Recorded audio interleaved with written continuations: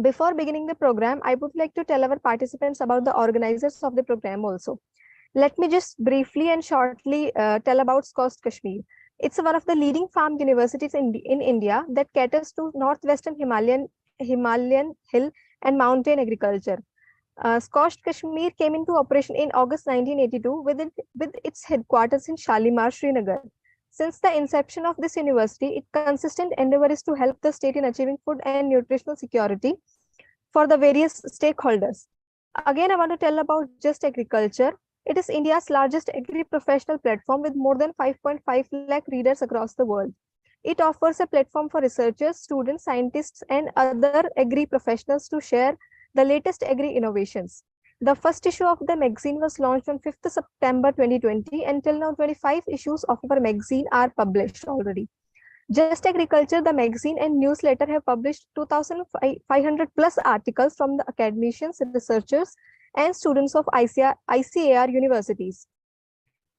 On the other hand, Agro-Environmental Education Farmers Welfare Society aims at enhancing the livelihood opportunities for more than 1 million farm households in the country. Now, coming to the session, today I feel privileged to welcome and thank Dr. Nazir Ahmed Ghani, Vice Chancellor of SCOST Kashmir, Organizing Director of this training program, Dr. DPS Badwal, Course Director of this training program, Dr. Mohit Bharadwaj, members of Organizing Committee, and the most importantly, the attendees of this session. I thank you all. Coming to the session now, I would take the privilege to bring your attention to this and warmly welcome our chief guest of the session, Dr. Bhagwan A. Asewar. Sir has done MSc Agriculture from MAU Prabhani and PhD from Acharya N.G. Ranga Agricultural University, Rajendra Nagar, Hyderabad. Sir has served as Senior Research Assistant, Junior Agronomist at ARS Badnapur, Senior Agronomist at WMRC Khamgaon, Principal Scientist at AICRP at Water Management Prabhani, Professor of Agronomy at Department of Agronomy, College of Agriculture Prabhani, Chief Scientist at AICRP for Dryland Agriculture at VNMKV Prabhani. He joined as Head of Department of Agronomy in 2019, holding additional charge of Associate Dean and Principal at the College of Agriculture. Also, he handled additional charge of Professor Agricultural Meteorology from 2013 to 2017 also. Sir has made outstanding research contributions in the field of rain-fed agriculture, crops and cropping systems, nutrient management, and agricultural meteorology and climate change. He has published more than 50 research articles, 10 review articles and book chapters, 75 popular articles, 10 books and manuals, and presented about 25 papers in seminars and symposia. He was an organizing secretary for the International Seminar on Global Climate Change, Implications for Agriculture and Water Sectors, held in 2017 at WALMI Aurangabad, Maharashtra. He was conferred ICR Vasantrao Nayak Award in 2018 for his outstanding research applications in rain-fed farming, Excellence in Research Award in 2018. He has worked as University Nodal Officer for the project on climate resilient agriculture in Maharashtra. He is an Executive Council member of the Indian Society of Dryland Agriculture, Krida, Hyderabad, during 2019 and 2021, associated with a patent for a method for preparation of crop biostimulant from lucerne plant extract. Core team member and nodal officer of EAP ICAR CAST, Digital Farming Solutions for Enhancing Productivity by Robots, Drones, and AGVs. This is a VNMKV project. Received ISA Fellow from the Indian Society of Agronomy, IARI, New Delhi for 2019. I welcome you, sir. We are happy to have an experienced person like you, sir, today. So without any further delay, I request you, sir, to join the podium and address, sir. Okay. Welcome, so sir. Thank you, madam, for a very warm introduction. And I welcome all the participants, all the dignitaries in this online session organized by Just Agriculture. And this is a very good opportunity to interact with all the participants. Now near about 128 participants they are joined. So I will share my PPT.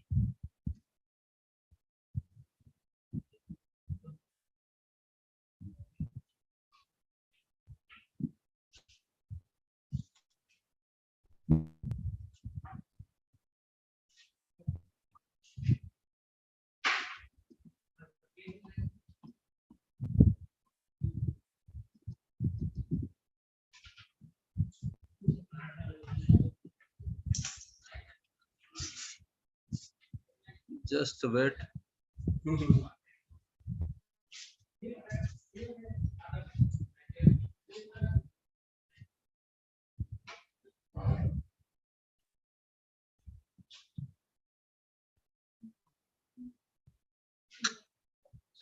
Another one is there.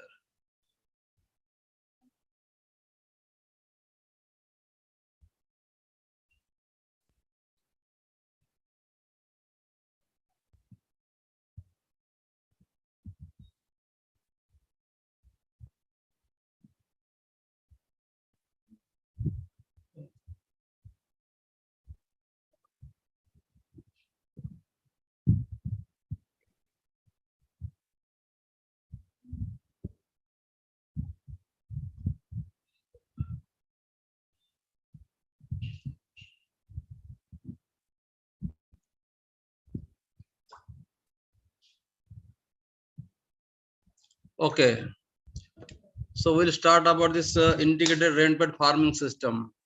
And Sir, excuse me, first sir. of all, yes, So can just we? wait. Yeah. I will do the slide share full Yes, sir. screen. Yes. Okay. Yes. Yeah, it's visible, So sir. today I will discuss about the rain-fed integrated farming systems. Before going into the detail, we'll see what is the scenario of rain-fed agriculture in India as well as other parts of the country. So we know that the demand for this food grains is increasing day by day. World population is also increasing and demand for food is also increasing. And we know that in 1950, the world population was 2.5 billion peoples. In case of 2005, it was 6.5 billions. And in 2030, it will increase up to more than 9 billion tons. And the requirement of food grains will be increased by many times. That's why we have to have the more per unit productivity we have to have. And the food production must increase by more than 70% and it should be sustainable so that the all the population will get the food. We can see here the rainfed agriculture in India, Maharashtra as well as Marathwada region. As we know that the rainfed agriculture, which is totally depend on the rainfall, and it contributes near about 40% of the food grains, and it supports 2/3 of the livestock population. It covers near about 55% of the area, net zone area, and as due to the whatever the developments are there in research as well as extension, the average productivity in case of this rainfed agriculture has increased from 0.6 ton to 1.2 ton per hectare at present. And uh, though the 100% area under this irrigated condition will come, then also more than 40% area will be remaining as a rainfed agriculture. That's why this rainfed agriculture is very important for the India as well as all the world. Then what are the problems in this dryland area or rainfed area? How we can manage the risks? Many challenges are there, key challenges are there, key issues are there. How to solve these problems? So number one is the climate and weather risks. We know that this due to this climate change, many changes are taking place on the agriculture and the yields in agriculture they are decreasing. And we know that due to this climate change, there is a dry spells are there, extreme events are there, continuous rainfall is also there. If you see the data of last 2 to 3 years, continuously there was extended monsoon rainfall is there. And under this condition, what are the ways? So how we can minimize the risks by taking the new climate resilient technologies? Then another challenge is the bridging the yield gap. We know that the potential of all the our varieties is very high, but whatever the average yield of any crop is there, it is very low below the national level as well as state level. If we take the example of soybean crop, the average productivity of soybean crop is near about only 10 ton quintal per hectare, but if we see the potential, it is very high, means 25 quintal per hectare. So what are the ways so that we can bridge the gaps in between the yield levels at national level, regional level, as well as local level? Then another point is the water risk. We know that water is very important for the any crop, maybe irrigated crop or the rainfed crop, but water risks are very high. due to the continuous rainfall as well as the dry spells, what happen, the plants will not get the sufficient moisture. And we see that the dry spells are there.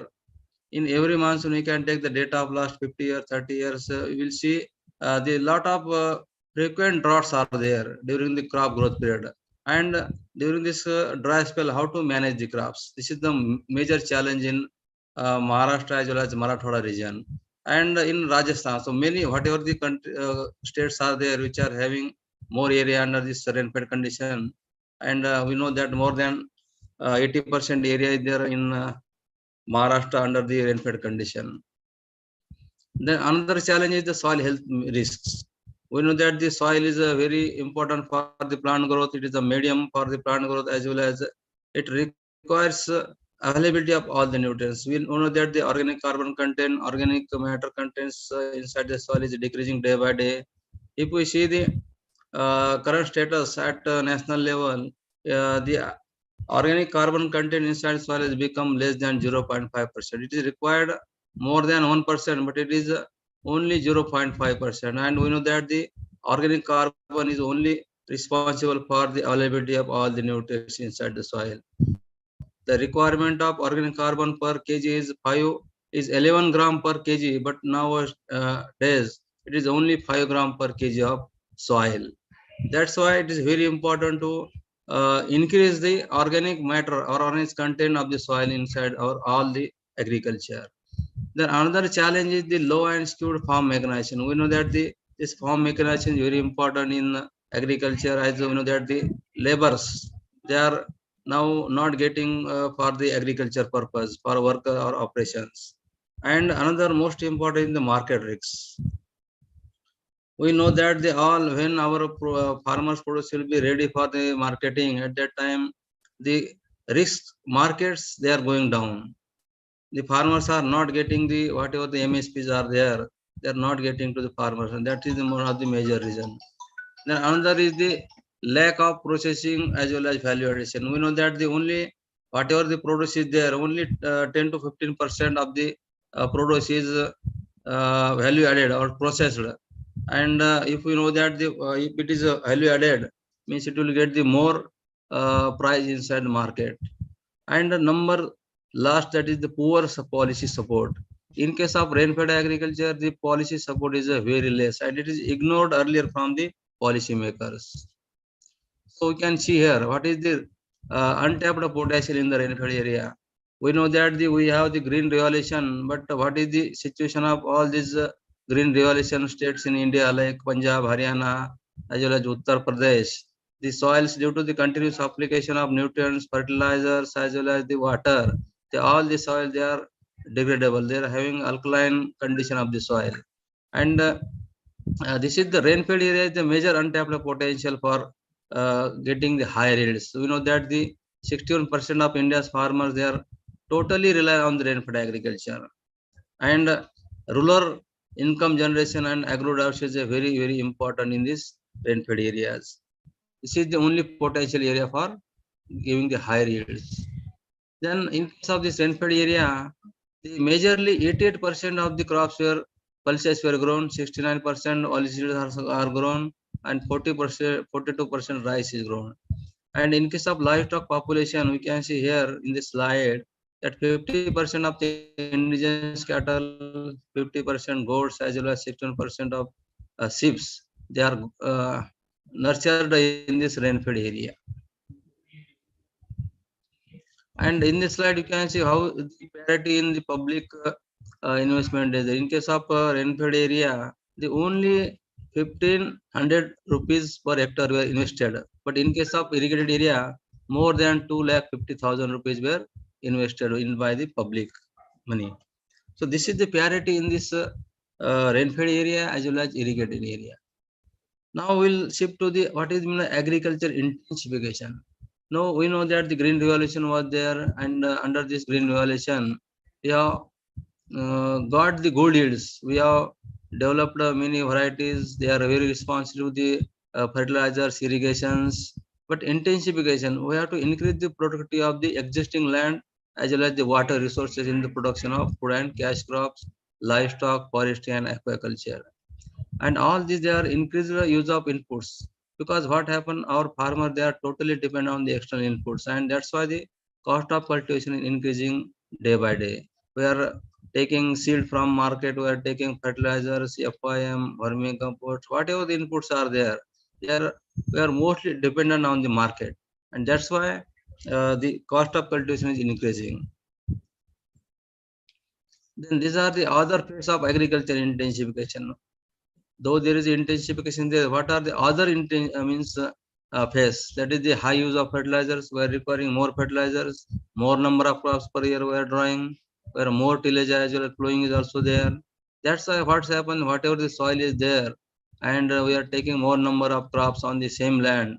That's why whatever the nutrient availability is there, we are drawing more from the soil and putting less inside the soil. That's why there is a mismatch of near about 23 million tons of the nutrients annually. That is there. Another important is the environmental degradation. The soil erosion is there, water pollution, biodiversity also losses are there, and particularly the emission of GSC, greenhouse gases are there. Then loss of nutrients is there, loss of soil productivity as well as groundwater levels also going very deep and deep day by day.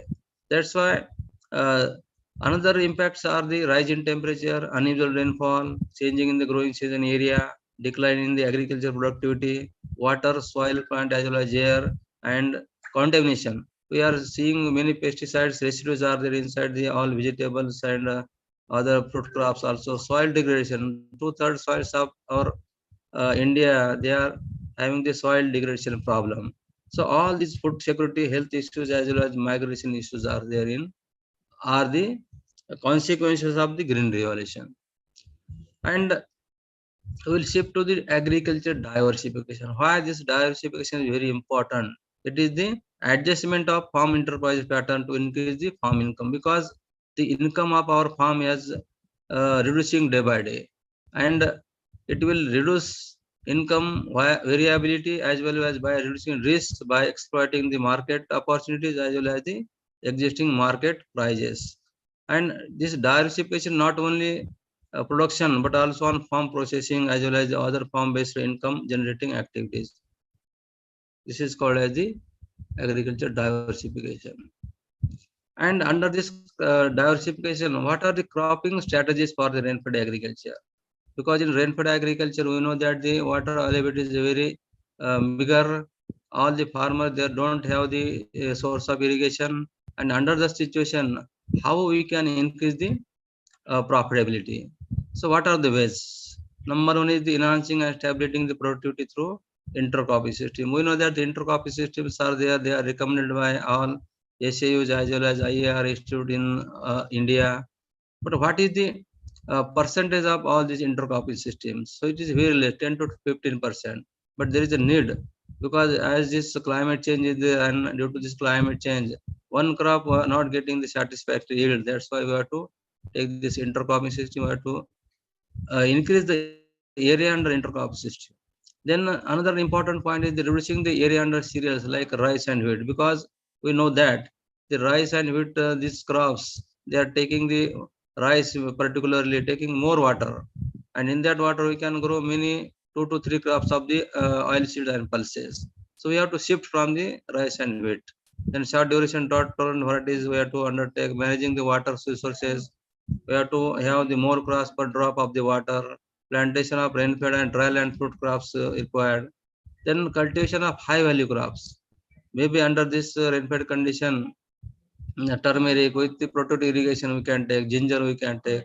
So we can grow the more nutritious cereals. We nowadays there is a more importance is there for this nutritious cereals like foxtail millet, finger millets, and cultivation of the fodder crops. Because fodder crop is also very scarcity there in case of this green fodder. There is a 60% of scarcity is there. So we have to have the more cultivation of the fodder crops. Then we can see here some examples are given how we can use more short duration and drought tolerant varieties. So these are the examples from AI sharp on dry land. So this is pigeon P, billion 71, soybean, then green gram. Whatever the varieties are there, they can sustain for this under dry spells that can be used more for the growing. Then as I am talking about this intercropping system, the soybean plus pigeon pea as well as cotton plus soybean and pigeon pea green gram, cotton plus green gram, all these are the very efficient intercropping system. That area under this intercropping must be increased. Then we'll see about the in situ moisture conservation to enhance the green water availability. We know that in case of this rainfed agriculture, water is very important, and due to this climate change, many dry spells are coming as well as wet spells are also coming. If we see the data of last 4-5 years, the wet spells are increasing as compared to the dry spell. So under this climate change, what we can do, what type of methodology for sowing the crops? So this broadbed furrow system for sowing of this soybean crop has developed, and this is a very good system for conservation of water as well as conservation of soil. Losses will be very less, or minimum we can minimize 50% of the losses due to this broadbed furrow method of sowing. And we see how much area is there under this soybean crop in India. More than 100 lakh hectare areas under this soybean crop. And if suppose this technology adopted on the 50% of the farmers, so there will be profit of near about 1,360 crores rupees. So you can see what is the strength of this technology. By using all this BBF or opening up furrow, conservation furrow, we can have the contingency planning. So we can store more moisture, the trace will not be there on the crop, and the yield reduction will be very less as compared to on the flatbed system.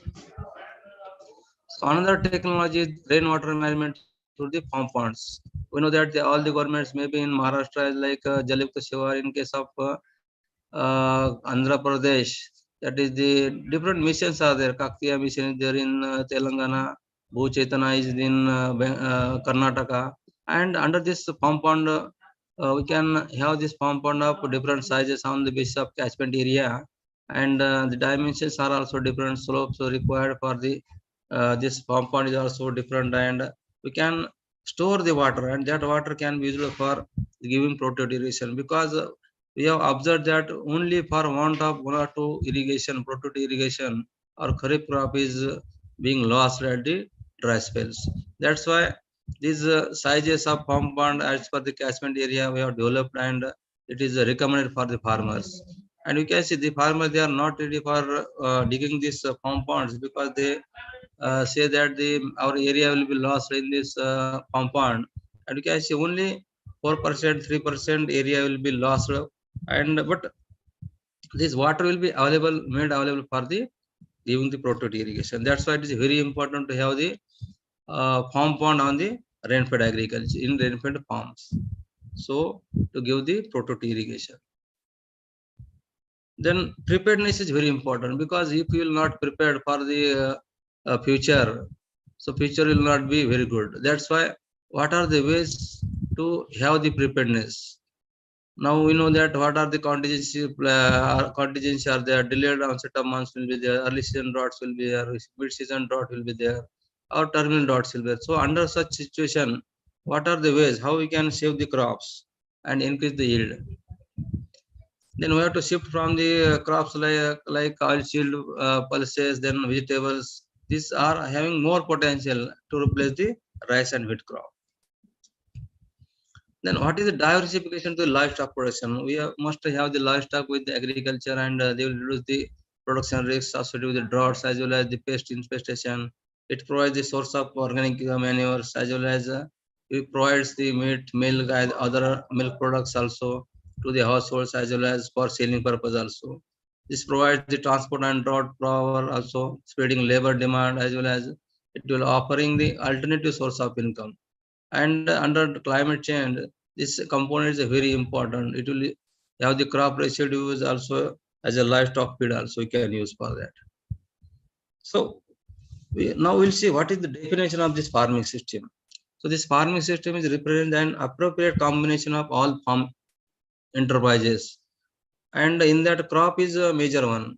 So with crops we can take livestock, fisheries, forestry, poultry, as well as any mushroom production or sericulture also we can take, and availability to the farmers to raise them with the profitability. How we can raise the profitability by taking one or two components of the farming system. So why the integrated farming system is important? Why this approach is important? Because we know we have to minimize the risks and help the farmers for the cope up with the weather aberrations. And we know that due to this climate change, many aberrations are coming. Abiotic stress are there, biotic stress are there, dry spells are there, wet spells are there.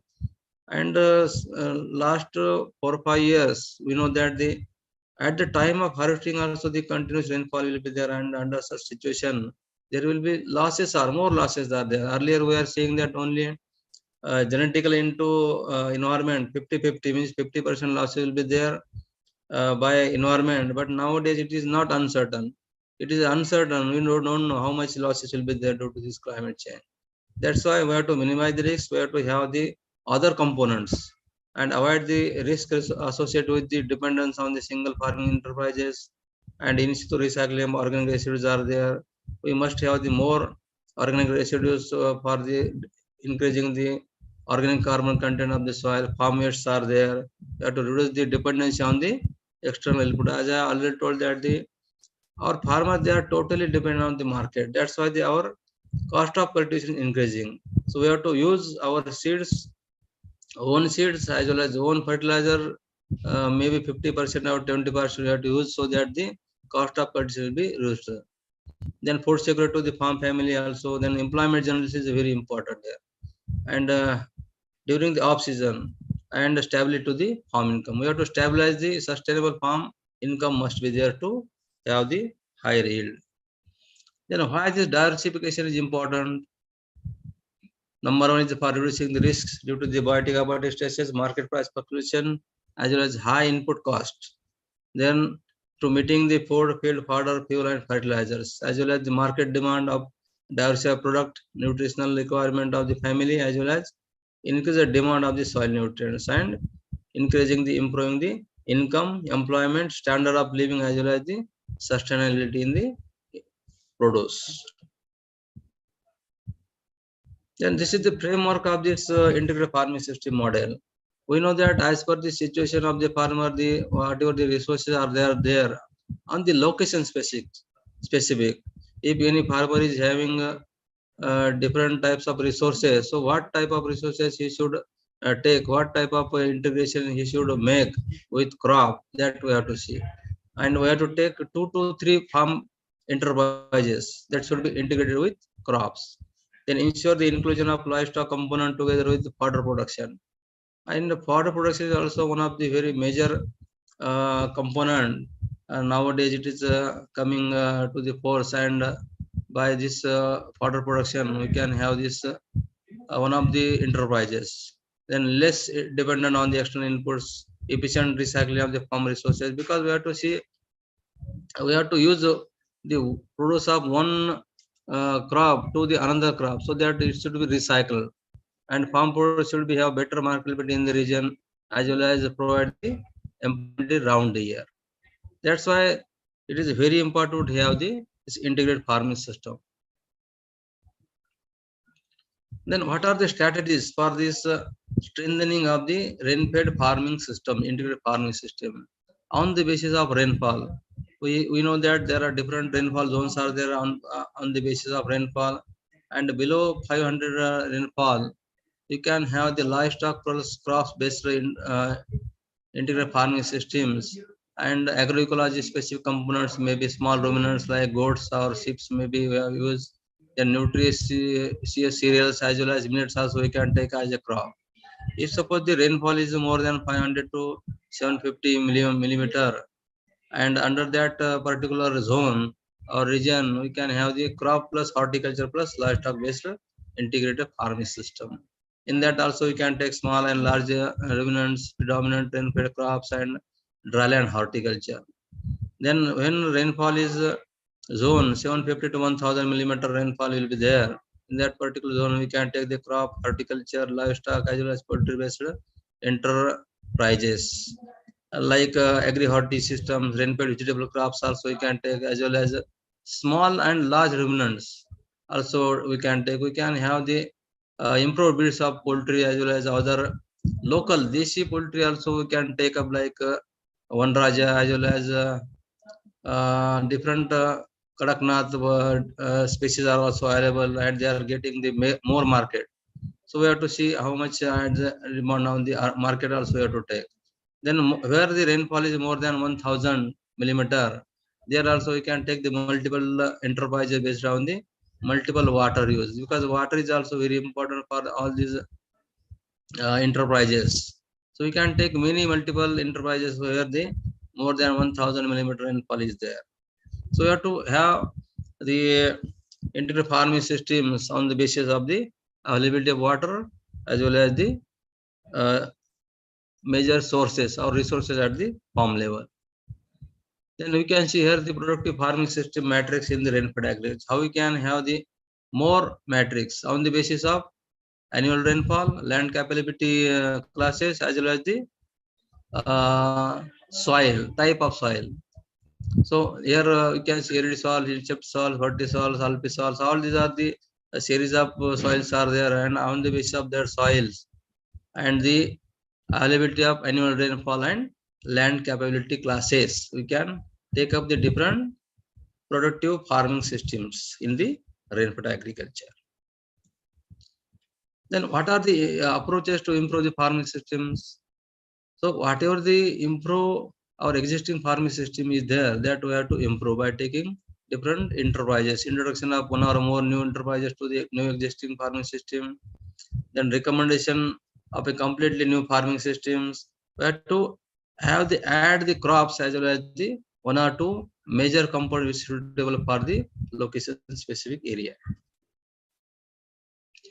Then these are the features of efficient farming system approaches. What we can do? There are many approaches are there, and how we have to integrate all these parameters or components, and we have to see possible interventions, improve package of practices, best management practices for existing crop enterprises, new sets of the enterprises with the relevant best management practices. Technical knowledge is also required. In case of approach, when it is a low type of technical knowledge required. In case of second approach, medium, and in case of third, high technical knowledge required. Capital required also we have to see less or more or moderate. How much capital requirement is also required for as per the enterprises we have to see. Then is for acceptance and adaptation. Adaptation is very important. We know that the many models are there, but what is the adaptability of that integrated farming system in our particular area? Then what is the expected increase in the income? That also we have to see. Expected increase in the employment also. We have to have the year-round employment, so that the all farmers as well as the laborers, they will get the employment during the whole year. Then these are the components. These are the components of the diversified cropping system. And we can see here horticulture, floriculture, mushroom cultivation, forestry, animal husbandry, mixed cropping, intercropping, as well as crop rotation is also very important, because what happen, our farmers, they are taking one crop on each and every year, same crop. That's why what happens, whatever the nutrients are inside the soil, that will be exhausted from the same depth of the soil. That's why we have to have the cereal after that pulses, and we also have the intercroppings also with the main crop and intercrops with the different characteristics of the root system. Then this is the expected income from the different integrated farming system. You can see here across the different districts of the India. In case of Bhagalpur in Bihar, you can see the existing system and what is the income per day. This is the income per day from this integrated farming system. So we can double. You can see the data from this slide. So in case of Dhanbad, Chatra, then Meerut, Faizabad, then Banakantha, as well as Jaipur and Chittorgarh, you can see the increase in the income in this diversified farming is double than the existing system. Then what kind of interventions we have to add? So the costless, we have to see that the interventions must have the low cost of interventions, maybe new variety. By changing up the variety or new hybrids or new varieties, improved varieties are now developed by many CUs as well as ICR Institute. that may be taken up in the farming system. Then proper spacing, cultivation across the slope, timely operation. It's very important because timely operation is very important for all the crop. We know that in case of this any crop from sowing to harvest, if all the operations are timely done, we'll get the high yields. Otherwise, due to many conditions like if suppose weeds are there, so if we are not properly managed the weeds, so there will be more losses are there. 60 to 80% are losses are there. Then intervention that cost cash, especially hybrids or seed fertilizers or chemicals inputs, etc. That costs also we have to see. Then intervention that costs both cash as well as efforts. So an extra crop in the sequence and additional enterprise should be there. Then complex intervention. In case of this complex intervention, the demand for several inputs are required for this complex intervention. That's how you have to see the whatever the inputs we are taking, that must be simpler and cheaper for the intervention, and this must be ready for adaptation by the farmers. Otherwise, what happen? Many recommendations are there, but they are not very easily suitable for adaptation. That also we have to see. Then what are the components of for this integration in farming system? So the trees on bunds, wind breaks, silvipartial system, agriculture, horticulture system, economic shrubs, live fencing, crop plus green leaf manure species, maybe in intercrop as well as mixed crop there. Integrated animal based system, fisheries are there, piggery, dairy, all these are the components, animal components. Then what are the outputs of this integrated farming system? So we are getting the higher productivity 2 to 3 times, net gain in 3 to 5 times. Resource saving. Resources are very important. We have to save the resources, maybe natural resources or whatever you are using inputs like that. Then average regular net daily income per rupees 800 per household from the 1 hectare area. Then additional employment generation may be 70 to 80%. Lower emissions of the greenhouse gases, because due to this greenhouse gases, we know that the global warming is, and due to global warming, climate change are happening on the agriculture. And household nutrition security may be 100%, and gender empowerment. So these are the outputs of the integrated farming system. Then now we'll see the different models. They are developed by this All India Coordinated Research Project on the Dryland Agriculture in India. And here is the example of this that is from the Anantapur districts of Telangana. So in this model, we can see by taking the improved farming system, the intercropping and the sole crop, we can see here how the differences are there with the increasing yields are there. And the model is crop plus vegetable plus fruits plus fodder plus ram lambs. So by using this model, there will be higher income will be there. Then these are the photographs of the same. And this is from the Anantapur again. So this is based on the crop based intervention, cultivation of high yielding varieties, and integrated nutrient management and use of herbicide for the weed control, and livestock based intervention. Better nutrition will be there and livestock health will be managed or monitored.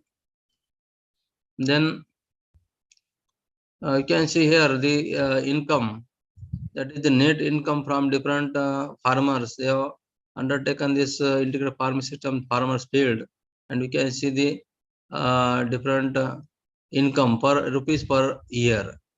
So in case of the sheep and goat, these are the most important livestock component in the integrated farming system, and they are giving the more yields as compared to the others. Same with the crops, cropping system as well as livestock. We can see here with the sheep and goat, there is a maximum net income of farmer, that is 1,48,000 over other all interventions or integrated farming system models. In case of Chhattisgarh, also this is the example which is implemented on the farmer space under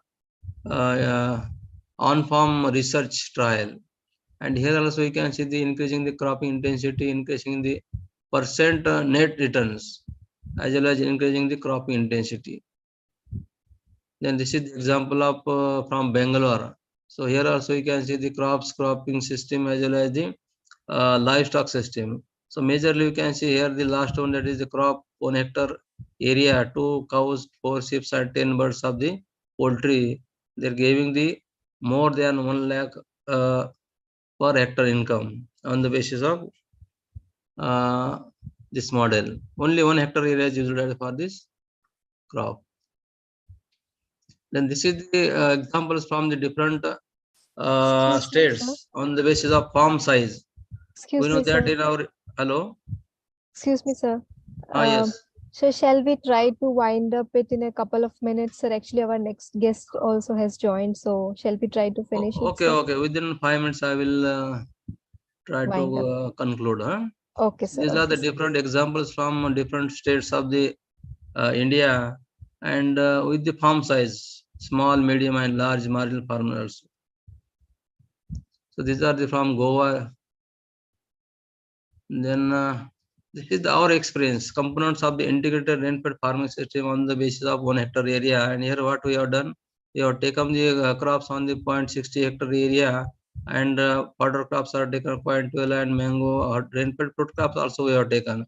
With the livestock, goat keeping as well as poultry and as well as farm pond, because farm pond is very important for the rainfed agriculture and availability of water for all the animals also. Livestock also is very important.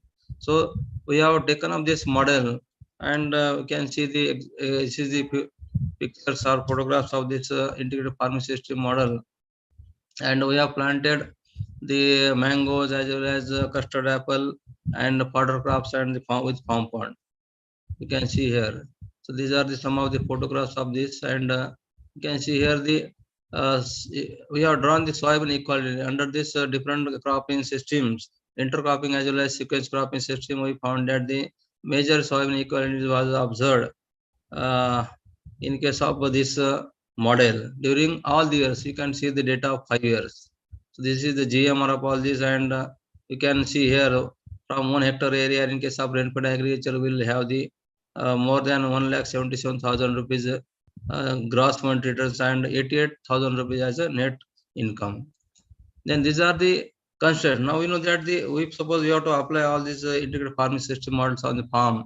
So some constraints are there for upscaling of the rainfed integrated farming system models. That is the labor scarcity is there, marketing, unavailable inputs is there, lack of infrastructure including storage and post-harvest processing, and location specificity of the IFS model, and capital scarcity as well as the risk avoidance objective for small and marginal farmer. So all these are the constraints for application of this integrated farming system on the farmer's field. And lastly, the conclusions are the adaptation of IFS enhances the farm income, employability generation, and sustainability of the system. Then with the small as well as marginal farmers, maybe with capital scarcity, risk avoidance objectives, and caution learning process, rarely it makes the drastic changes in their existing farming systems. And the focus will be more on very few. It is only we have to have 2 or 3 or maximum 4 components, so that they will maximize the resource productivity in a acceptable to the farmers. So these are the some of the Android mobile apps we have developed when I was working in the dryland agriculture as a chief scientist. These are the rainfed agriculture improved practices. This is the conservation water as well as discharging models we have developed. These are the POCRA projects which is implemented in Maharashtra on the 5,000 villages in Marathwada and Vidarbha. So these are, with this I am very thankful to Just Agriculture for giving this opportunity to interact with the all the participants. Now I think we'll take some interaction, ma'am, if possible, if Sir, you have time. sir, actually, time allotted was 4:45 and it's already, sir, 4:50. Shall we But we have mail you started at questions? 4:10. Okay, okay, sir. Then at least 2-3 questions we can Yeah, definitely because take, sir. interaction is not there means no use of That's one way. It should be a yes, two-way. sir. Yes, sir. Hai Yes, sir. Yes. Yes, sir. So I will read 2-3 questions from the chat box. Shall I, sir? Yes. Sir, first question, somebody is asking, what is the scope of growing medicinal crops like vetiver in rain-fed areas? Yeah, it is a very effective as well as it will give the higher yield also. In case of medicinal plants, many herbal plants are there. Their water requirement is also very less, and these herbis means medical plants will be uh, cultivated or it is grown in the rainfed agriculture, but only with the availability of water, because source of irrigation must be there for giving the flow to irrigation. If suppose dry spells are there, and the as per the duration of the crop, you know, in Rabi Yes, sir. or summer crop, it requires suppose water. So protected irrigation facility must be there on the farmers field in the rainfed area, so that they can grow the medicinal plants in rainfed agriculture.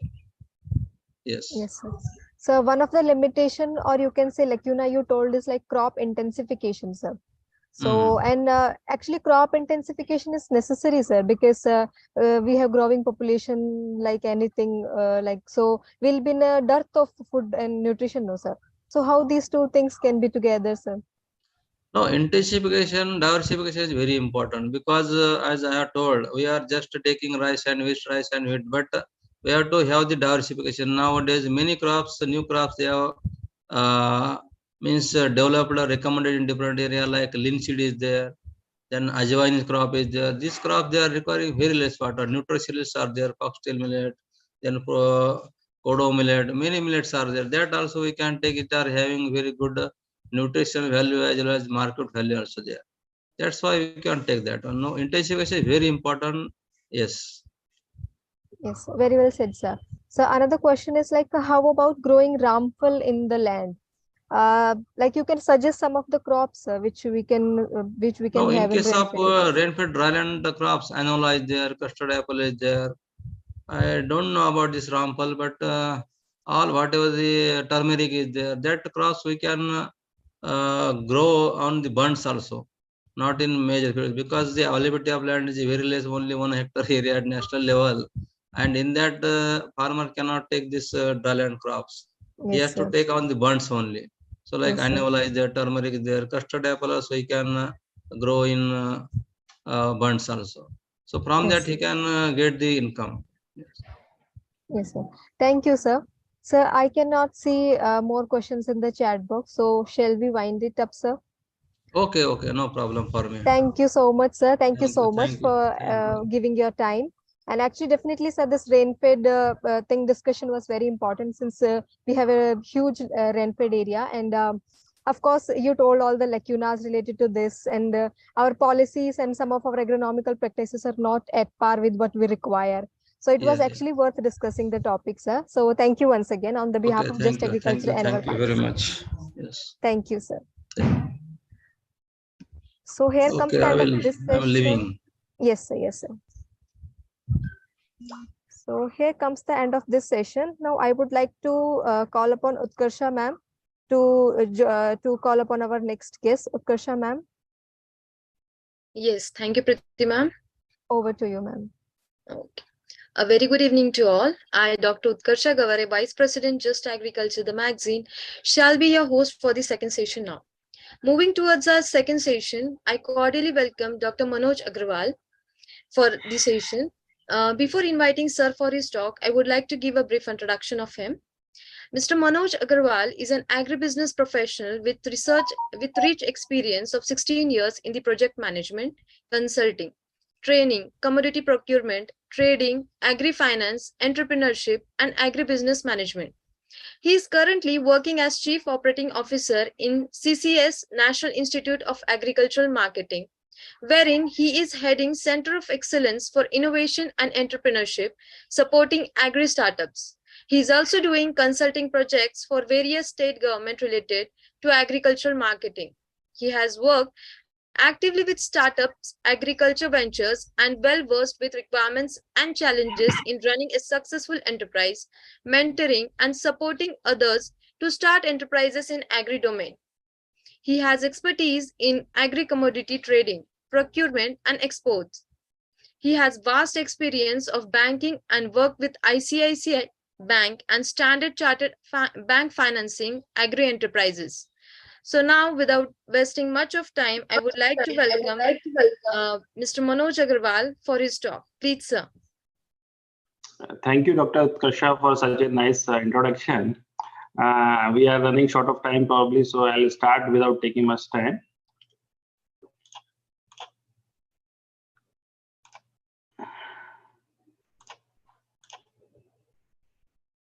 Can you see my presentation, please?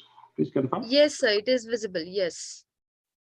Fine. So today's topic for today's session is agripreneurship and agri startups. So I'm just heading the Center for Agripreneurship and Agri Startups. So we'll deal with the what are the startups first. What is the difference between businesses and a startup? Then how you can start a startup and what is the opportunity in agri startup. So this will be the series of presentations slides for the next 40 minutes. So I'll just go through the slides. I will not take in deep, but you can ask questions in the end if you have any doubts.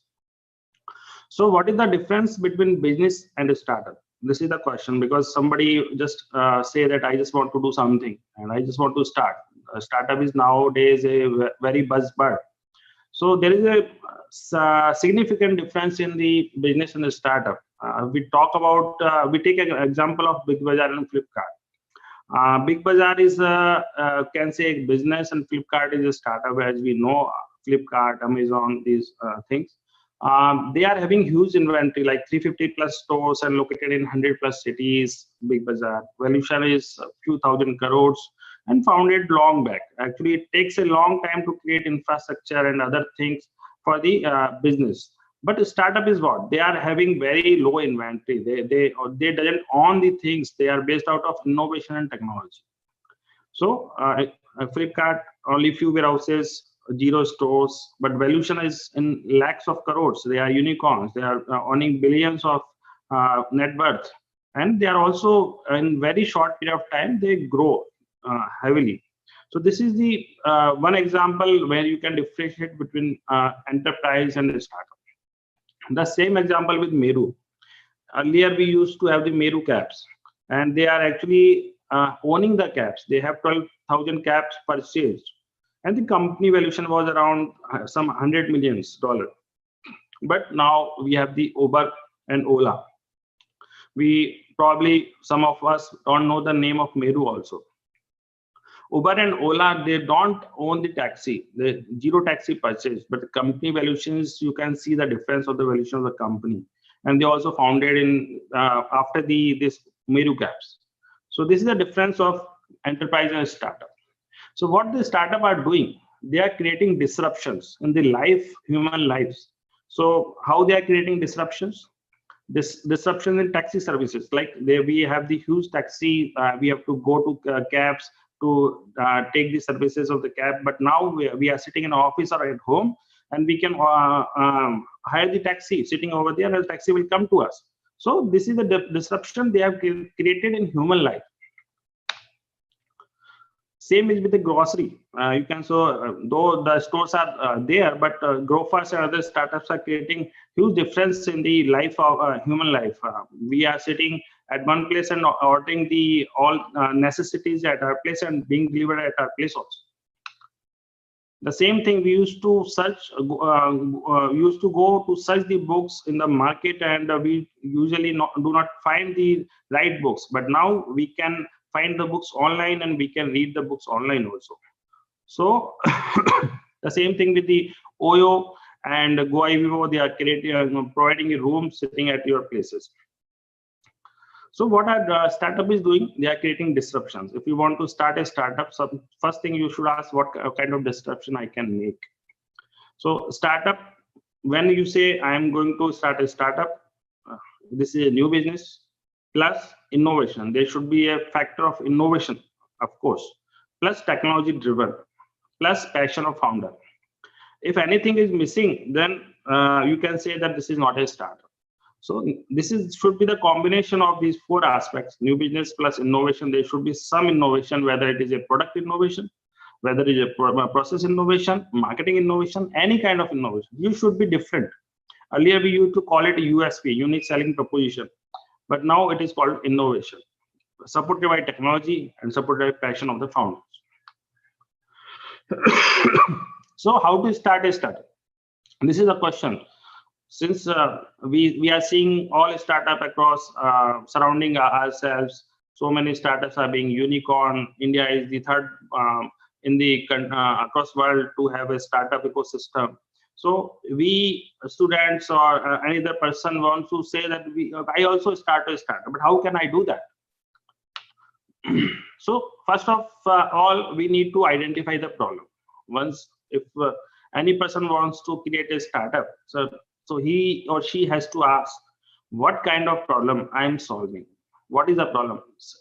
In terms of if we call upon the agri startup ecosystem, so whether the farmer are getting the advice, proper input services, whether are getting the right fertilizer, right seeds, whether they are able to sell their produce into the market at a right price, can be provided something for them. So this problem identification is the first step to start a startup.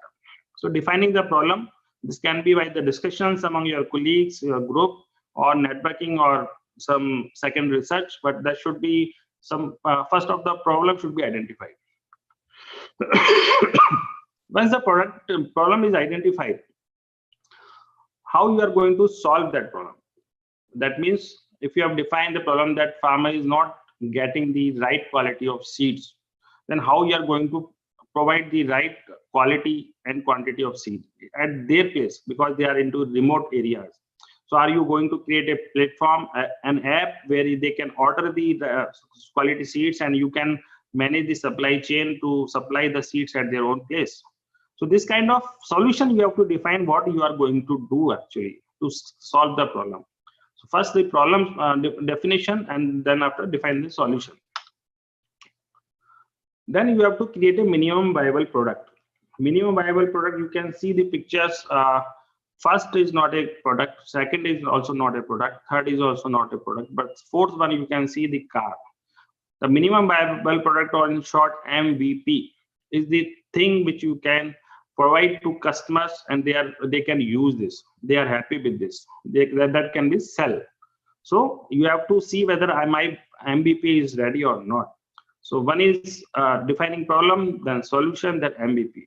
You can see in the below images, there are 5 products. They are complete minimum MVP that can be replicated, that can be manufactured, then can be sold to the customers. Then we come to the problem solution fit. We have defined the problem, we have defined the solution, we have also created the MVP. But now whether it fits the market or not, so we should preserve that product or pivot it. That means shall we make changes in that product, or it is as per the customer need? So that problem solution fit, we have to see that, because the customer has to be customized, product has to be customized as the customer's need. So that study, that practice can be done by the pilot testing in the market. So after this decision, we need to see the product market fit.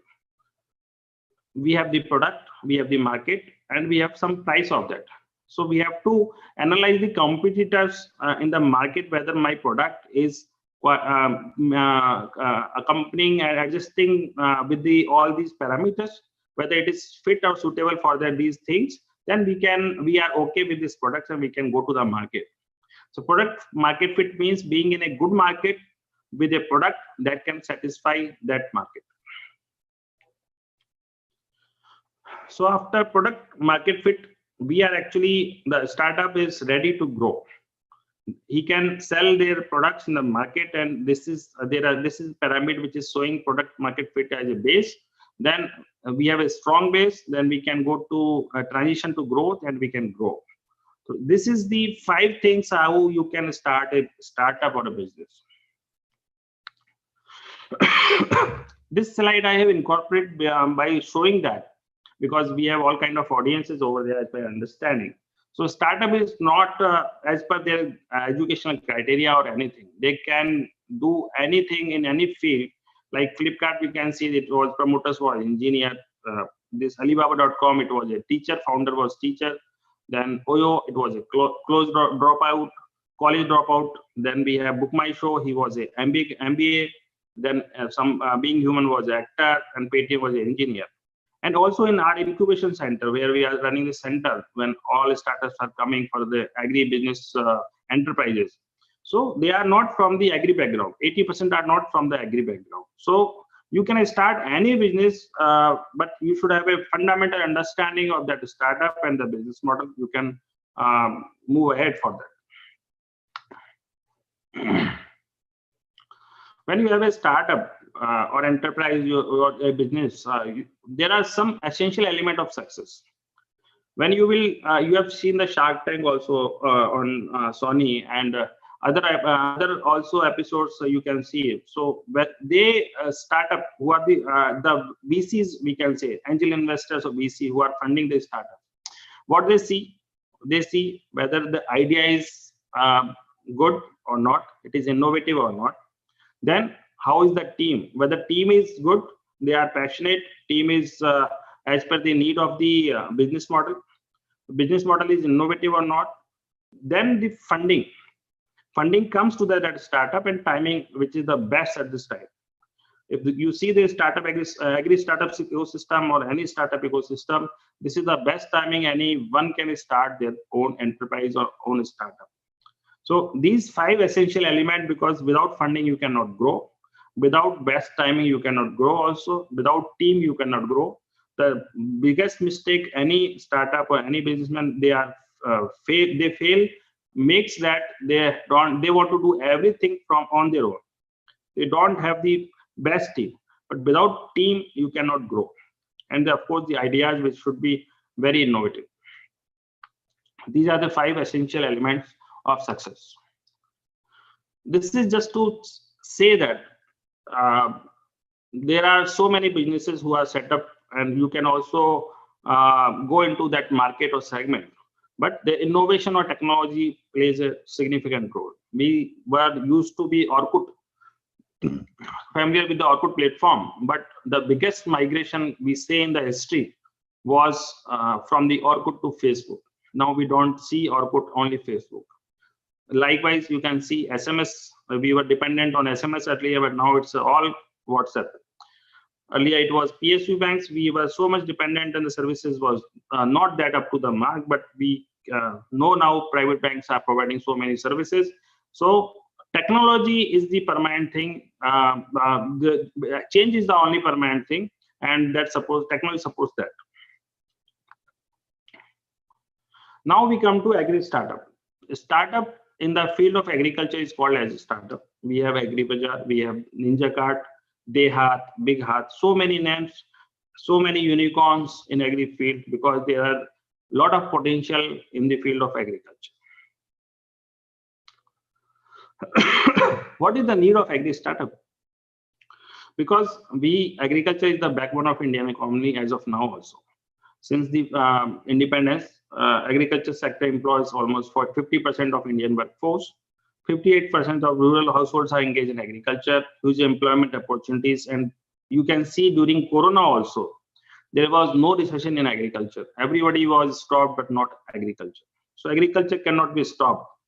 So there is a huge potential which is unexplored. We can do miracle in agriculture. So there is a need of agri startup, and Government of India is promoting agri startup like anything. So these are the 3 phases of a startup I have discussed earlier also. The formation, you need to define mission, vision, and strategy. You should be clear what you want to do. So thereafter, the validation, what the idea is. Like formation, you have 2 boxes in that below: ideating and concepting. So first you have to have an idea and conceptualize that idea. Like you want to make some product, which is like a startup was there who is making a biodegradable polymer from fruit and vegetable waste. So he has an idea. Thereafter, he tried to validate that idea, and he made a product. He tested that product, and it was validated. Then it was scaled up, and enterprise was established. So you have to conceptualize the first idea, and thereafter the validation is to be done, and thereafter the growth of go-to-market strategy will come. These are the three phases of a startup.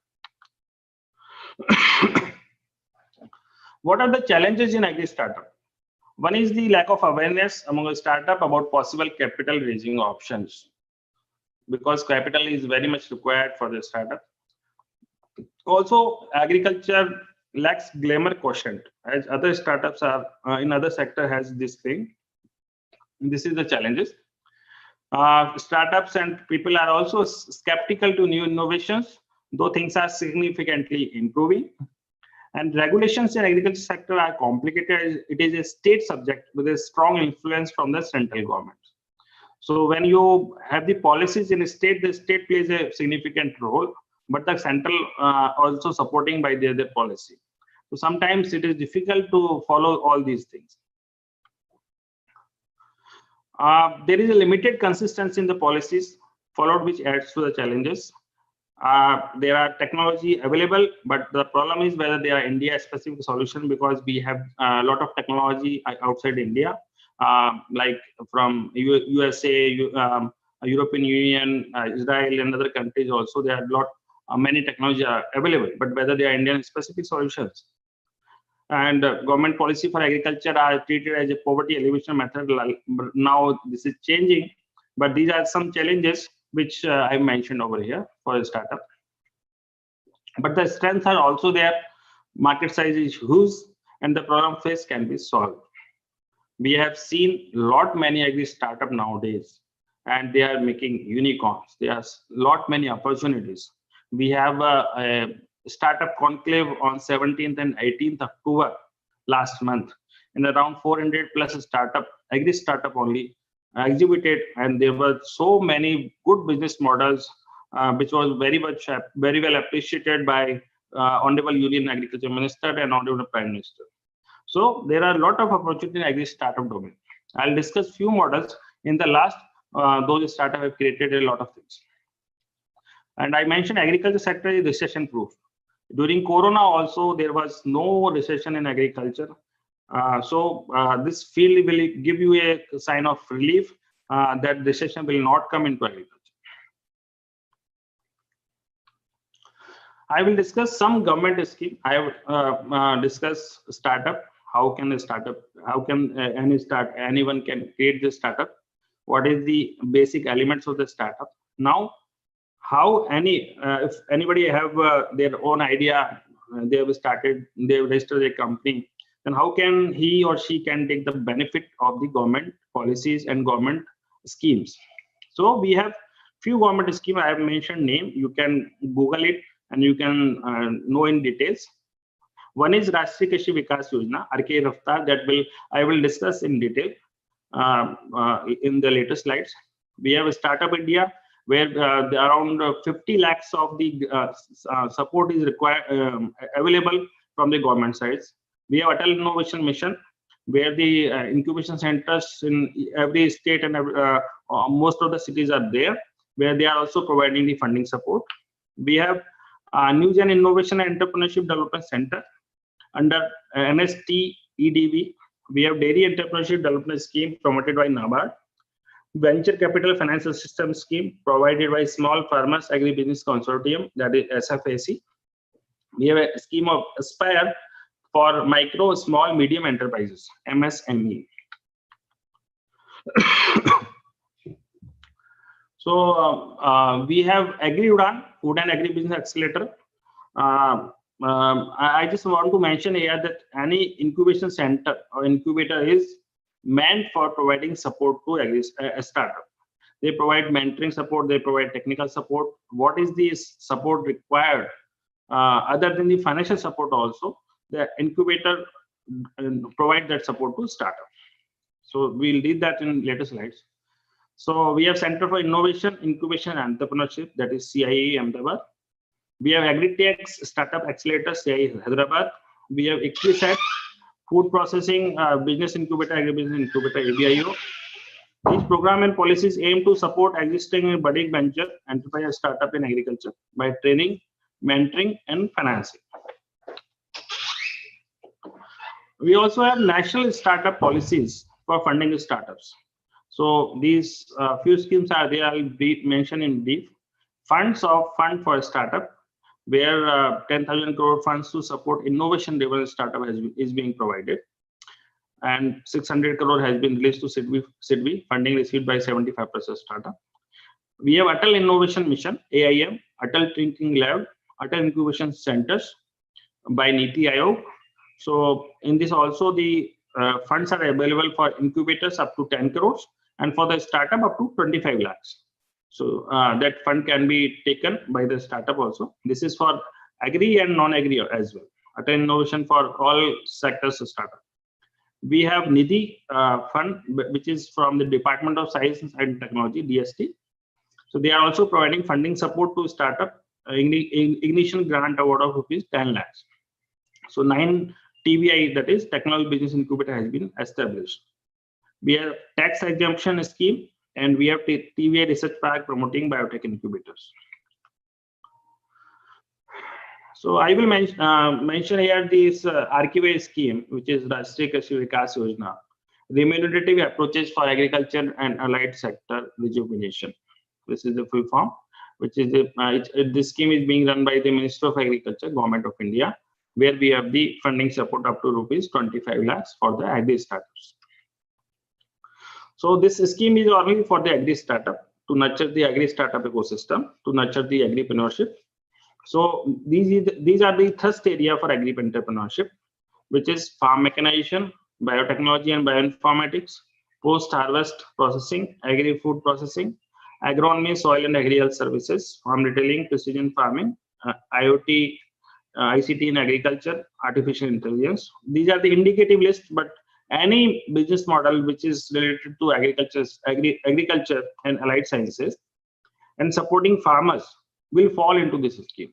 They can apply under this scheme.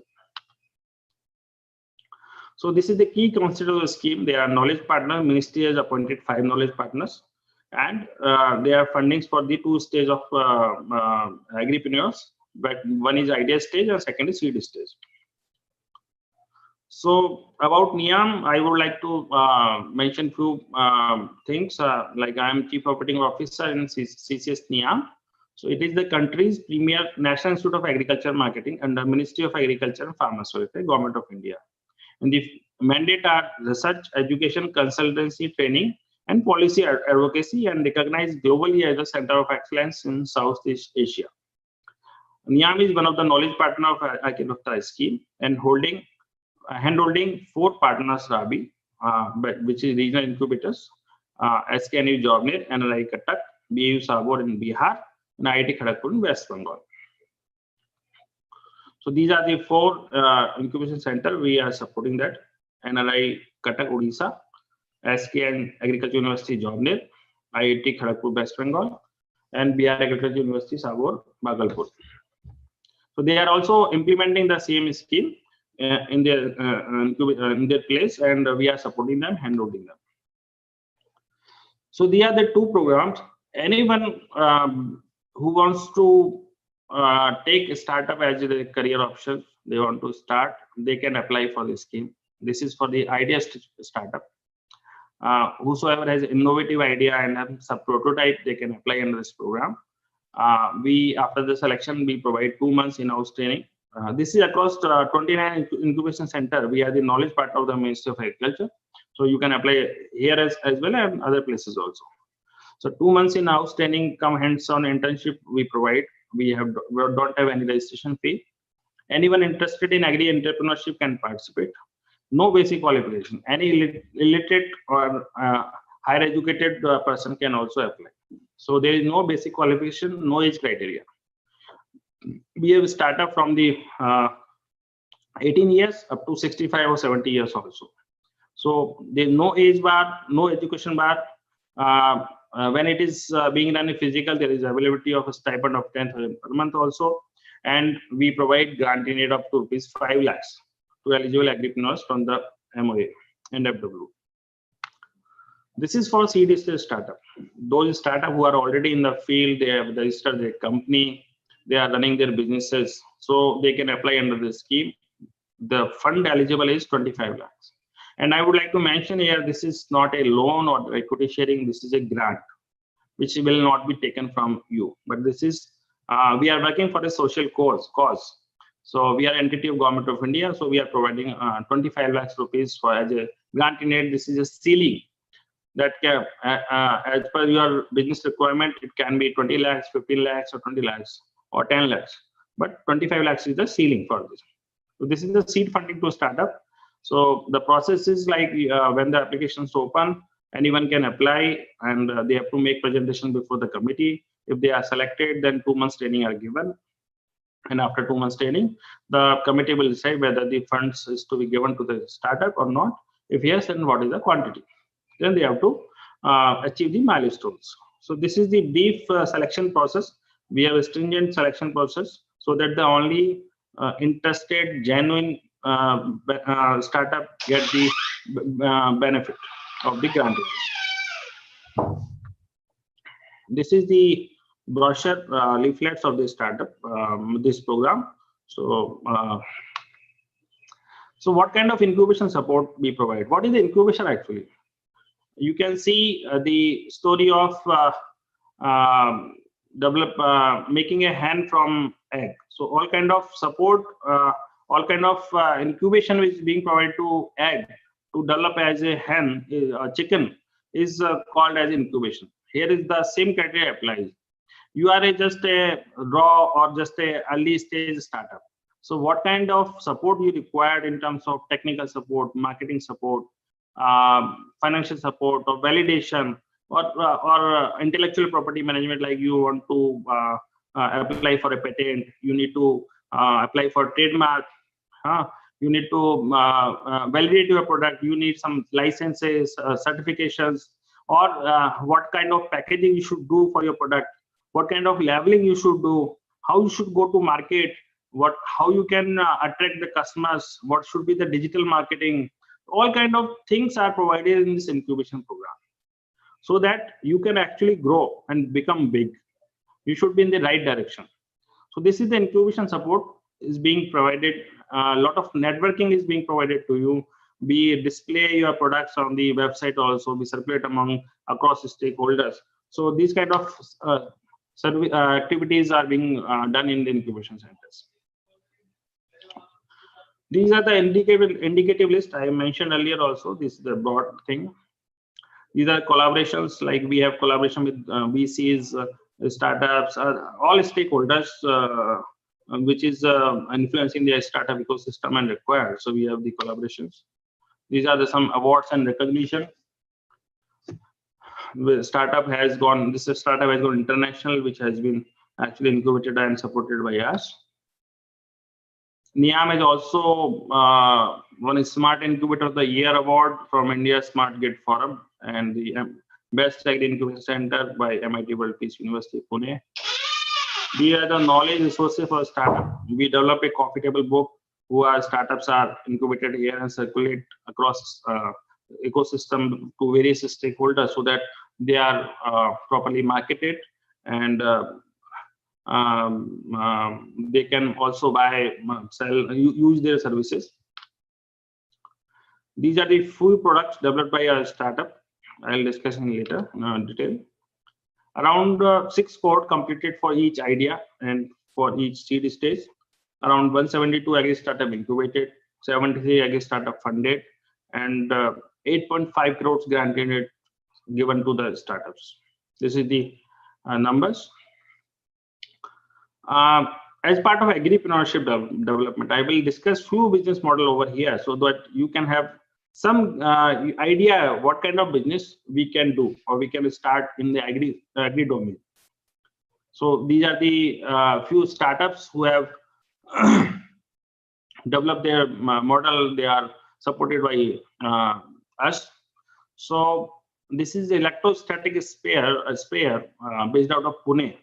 It is a precision farming startup and supported by us. So they are making a sprayer. This is not like a conventional sprayer because their conventional sprayer are highly drift prone, causing pesticide spillage or on soil ground. So they have made electrostatic sprayer with a smaller droplet of 40 to 50 microns. This is a technology-driven startup actually. So what is the benefit? There is better coverage, even thus reducing drift. and 35 to 40% saving on pesticide. So that is the benefit of this startup. I'm not discussing in detail because time is very short. So this is one startup, Apna Godam, low cost warehousing. He's an ex-banker actually, and based out of Jaipur. So what he is doing, he is creating warehouses near village to provide the storage facilities near to the farmer place. So they are making this warehouse as a marketplace. Farmer will come and store their produce in that godown. After that, he can actually take the fundings through their app. They are having an app, so they can take finance, and after when the prices are up, they can sell their produce through this startup also. So they are creating like a platform, marketing platform also. So this is Android-based super app for farmers, addressing all post-harvest needs of non-horticulture commodities.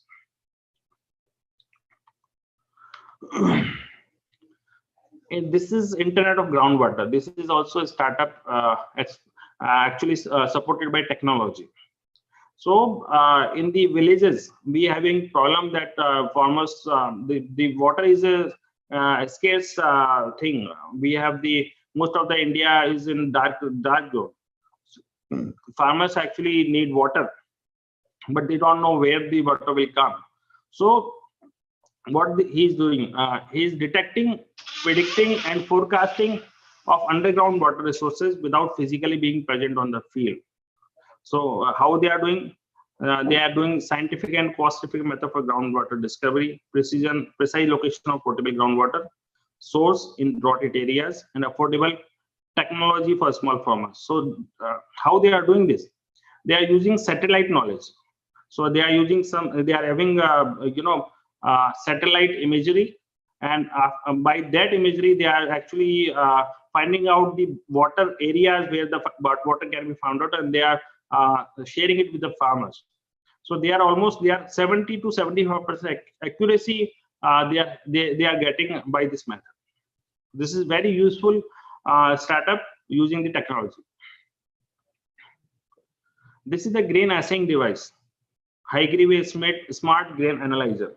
If you are aware, you will go to market yard, APMC, or grain mandi, whatever you say. So there is if you want to assay the crop, suppose mustard is there, or pulses gram is there in the mandi. You have you don't have any lab facility over there. You have to go outside the mandi for testing the quality of that produce, whether it is high moisture content is there, whether how much foreign matter is there, how much dust is there. So you have to go outside the mandi for checking that thing. But the startup has developed a assaying device by which in the mandi itself, at the place itself where the produce has been put, within 2 minutes time, he can assay the produce in the 4 or 5 parameters like foreign matter, moisture, contaminants, weevil, immature grains, and assay them according to government standards. So the startup is very innovative, very successful. It is based out of Bangalore.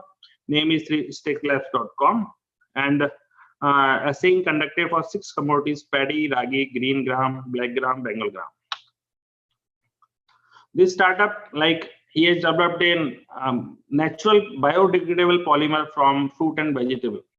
So the waste of fruit and vegetable, he has a technology where he is making this polymer. Once the polymer is mixed with the soil, it retains water for 6 months. You need not to apply water or irrigate the soil for next 6 months. This polymer will gradually release the water to the plant. And after 6 months, this polymer will biodegrade automatically and work as a fertilizer. This is also very good startup based out of Udaipur, Rajasthan, and it has gone international also. They have investment from Japan. This startup has made a areca nut de-husking machine. So the areca nut de-husking is a manual process, which is involving use of sharp tools and labor-intensive, time-consuming, and dangerous, often leading to injury. But when you put the areca nut in this, within a few seconds, you have the separate areca from areca nut. So this is the de-husking they are doing, and the startup is based out of Mizoram. and it is also exporting this machine to nearby countries like Burma and Nepal. Again, the water level monitoring applications, water level. So they are actually measuring the depth of water in bore well. They are having app. They actually pat on the bore well 3 times patting, and by patting the sound waves, with the help of sound waves, the app will tell you that what is the depth of the water in that particular bore well. This startup is using the shredded areca leaves for making various products like dairy. These you can see in the products. This is also based out of Shimoga, Karnataka. This is a biological solution to convert areca leaves into areca palm leather. He is basically making areca palm leather, and through areca palm leather, he is making these all kind of products. This startup is using tribal beda, and it is using custard apple and jamun. Actually, these are the forest produce and mostly are wasted. So he has developed a technology, and by this technology, he is providing employment to the tribal women, also preserving the pulp of custard apple as well as storing jamun also, and supplying to various ice cream manufacturing companies. So he's a social enterprise startup providing 1,800 plus tribal women with the employment. This is again the veterinary services virtual veterinary consultancy. So what is the actually USP? Is providing digital solution in vernacular language, also convenient. So if any cattle is having problem, they can just call them through their app, and there are so many veterinary doctors connected. They can provide solution to that problem, that is diseases, to that particular farmer. So the virtual veterinary consultancy is there. So farmer has there is no need of visiting farmers to any veterinary doctor at any point of time. So these were the few startups, and as per the sequence I have discussed about them. So you can apply for the program through our CCS NIAM website also, www.ccsniam.gov.in, and for the ITEST stage as well as seed stage program. So that was all about the agripreneurship, agri startups, and how you can create a startups, and some examples of agri startups I have mentioned in a nutshell. So that was all from my side, and I am open for the questions, please. Yeah, thank you so much, sir. There's a question from one of our participants named Vinay Kumar. Vinay Kumar is asking, what about ornamental nursery startup? There are startup like these kind of startups are there, but you have to show the innovations. What kind of innovations actually you are doing in ornamental nursery? Because nurseries are a very common thing nowadays, and in the cities also there are so many innovations are already done which has been common. So you have to see whether what kind of innovation you are doing in that. Otherwise it will be a common thing.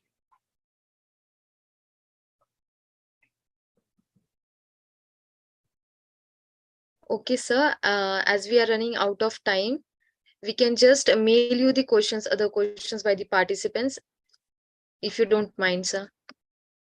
Yeah. Actually, I was maintaining the time only. Otherwise, it has gone to 1 hour or 1.5 hours also. So it was a short of time. So thank you for the opportunity provided and sharing the things with the all kind of audiences, and I think they will definitely benefit from this. So if there is any questions, you can mail me on my mail ID manoj.agrawal, manoj.agrawal @ccsniam.ac.in. That and thank you so much. Yes, sir, there's a question I can just take quickly. One of our participant is asking that he's an MSc agriculturist and having rich experience of agri industry like seeds and animal feed. So how can you support to him? Like, how can you provide the support? You have to come out with a business model, what you want to do, because you have experience of agri industry, but what kind of thing you want to do, whether you want to open a shop or you want to supply the input to the farmers at their places. You want to create an app or something kind of business model, you have to come and apply to us. If it is a good one, it is innovative, then definitely we'll support you with the all kind of mentorship, technical support, financial support also. The grant support can be provided to you also up to 25 lakhs. Okay. Thank you so much, sir, for patiently answering all the answers. We, the team Just Agriculture, is grateful to you for giving your valuable time and for such a knowledgeable session. Thank you so much, sir. Thank you. Just a question. Full name of NABI. So it is Niam Agri Business Incubator. This is the full name of NABI. Yeah. And thank you so much. You can send your questions to my mail ID, please. Yeah, sure, sir. Sure. Thank you so much, sir, once again. Thank you. I'm leaving. Yeah. Okay, everyone, moving towards our next session. Now I would like to call Dr. Piyush to take over the next session. Sir, have you Very joined? good evening, ma'am. Yes, ma'am. Very good evening. I think our next speaker has not yet joined the session. Praveen, sir. No, sir. He has already joined. You can just start. Okay. Yeah. So, yes. Good evening, sir. Yes, sir. Yes, sir. We can see you. Thank you so much, ma'am. So, moving ahead with the third session of today's session, before inviting Dr. Praveen Vaidya, sir, for delivering his lecture and talk to enlighten us, I would like to give a brief introduction and brief summary about sir.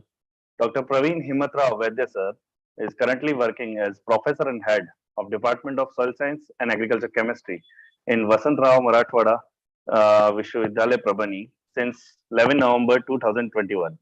Sir obtained his BSc in Agriculture with First Division, MSc in Agriculture with First Division, and PhD with First Division in Soil Science and Agriculture Chemistry, specialization in Land Resource Management during from Vasantrao University. And Sir was also been elected as the counselor of the Executive Council of Indian Society of Soil Science, IRI, Pusa, New Delhi, and elected as counselor for Central Zone in 2014 to 2016, and Joint Secretary during 2017 to 18 of Executive Council of Indian Society of Soil Survey and Land Use Planning, NBSS LPU, ICR Nagpur. Sir was also recipient of various awards, STEAM awards such as Young Scientist Award by the Professional Society during National Conference at RVS KVV Gwalior in 2015, Outstanding Achievement Award in 2014, and Distinguished Scientist Award in 2016 and 18.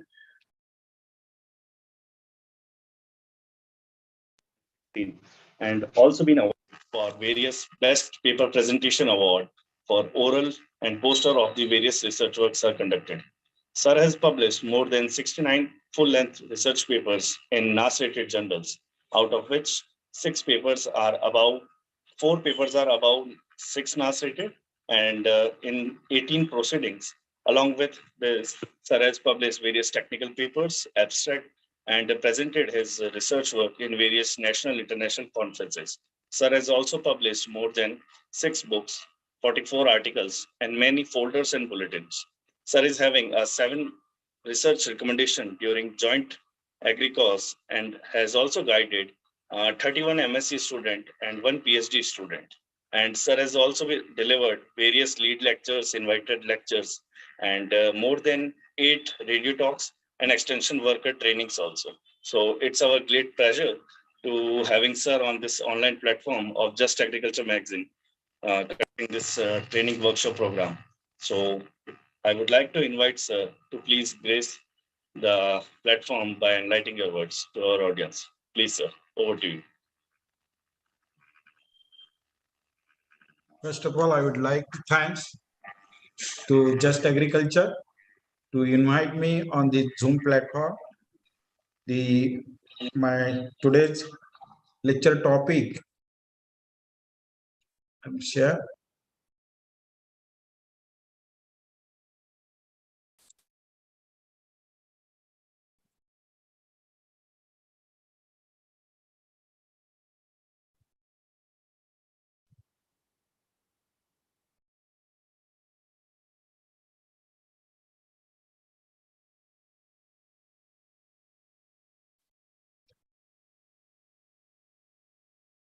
Now my slide is visible, madam.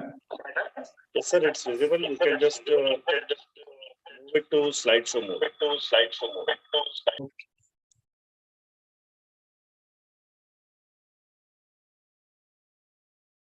Window.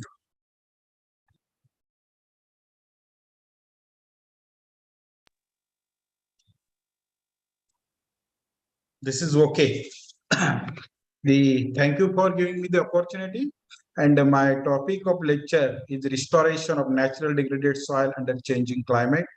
Nowadays, the natural degradation in terms of chemical, physical, and biological degradation is a burning issue under the changing climate.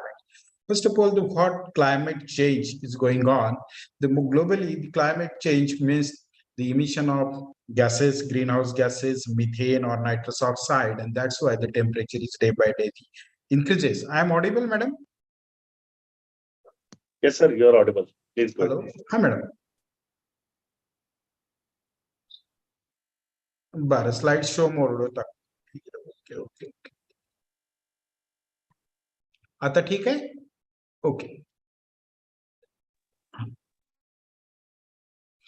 The changing global climate is changed because of the emission of gases, greenhouse gases, nitrous oxide, and methane, and that's why the day by day the temperature is increases. And simultaneously, the erratic rainfalls is going to happen, and that's why the chemical and physical degradation is taking place. The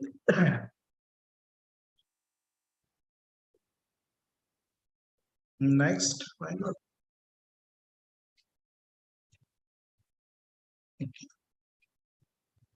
There's some hard facts that the India support 18% of the world population and 15% to the livestock and population with only the 2.3% of the total geographical area of the world.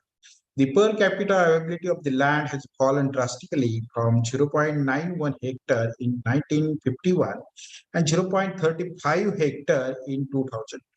And the projected decline will be around 0.09 hectare by the year of 2050. The present population of the India is around 1.41 billion and expected in the rise up to 1.42 billion in 2025. By the next year, we will be the most populous nation and surpassing China. The pressure of the land increases rapidly, so also the land degradation is going to increase. The soil degradation is often related to the decline in soil quality in terms of physical, chemical, and biological, and causes through the misuse of the humans. It refers the decline in the soil productivity through adverse change in nutrient status, soil organic matter, and soil physical structural attributes, and concentration of electrolyte and toxicity of some chemicals. Why the study of soil degradation? Because of the increasing population, reduce per capita land resources, simultaneously improper use of the marginal land and non-sustainable land management, and land degradation and reduce the productivity of the land, and that's why there is need to manage such a degraded land. What do you mean by soil degradation? Soil degradation implies the decline in the soil quality. Means the soil quality means it is the inherent characteristics of the soil. It may be physical and chemical and biological, and which adversely affect the ecosystem services and better function of the soil, and that is called as soil degradation. What are the different type of soil degradation? There are 4 different type of soil degradation. Everybody knows the physical, chemical, and biological and ecological degradation. The physical degradation, it is related to the runoff soil erosion. It's a tremendous erosion is happen due to the high rainfall area, and that's why the soil, the fertile soil, moves from one place and deposited in the other place, and sometimes it is deposited in the reservoir and also decline the capacity of the reservoir.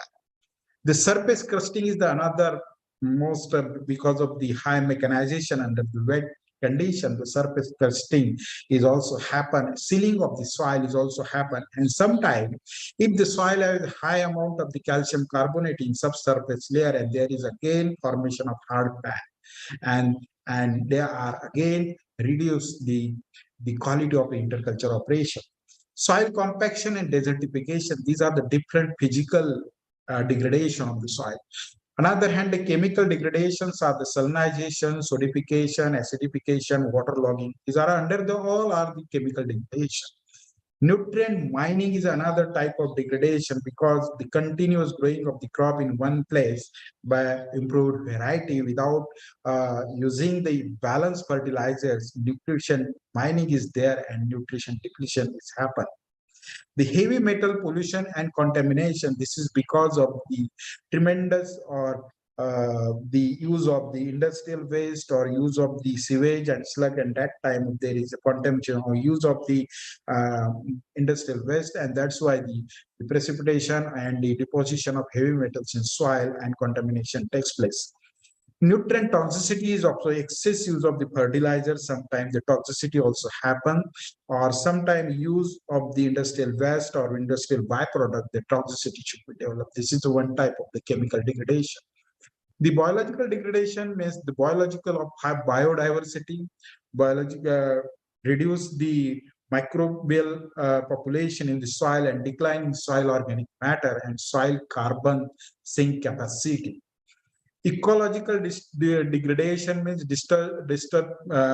destruction of nutrient cycling and perturbation or hydrological cycle. These are the ecological degradation.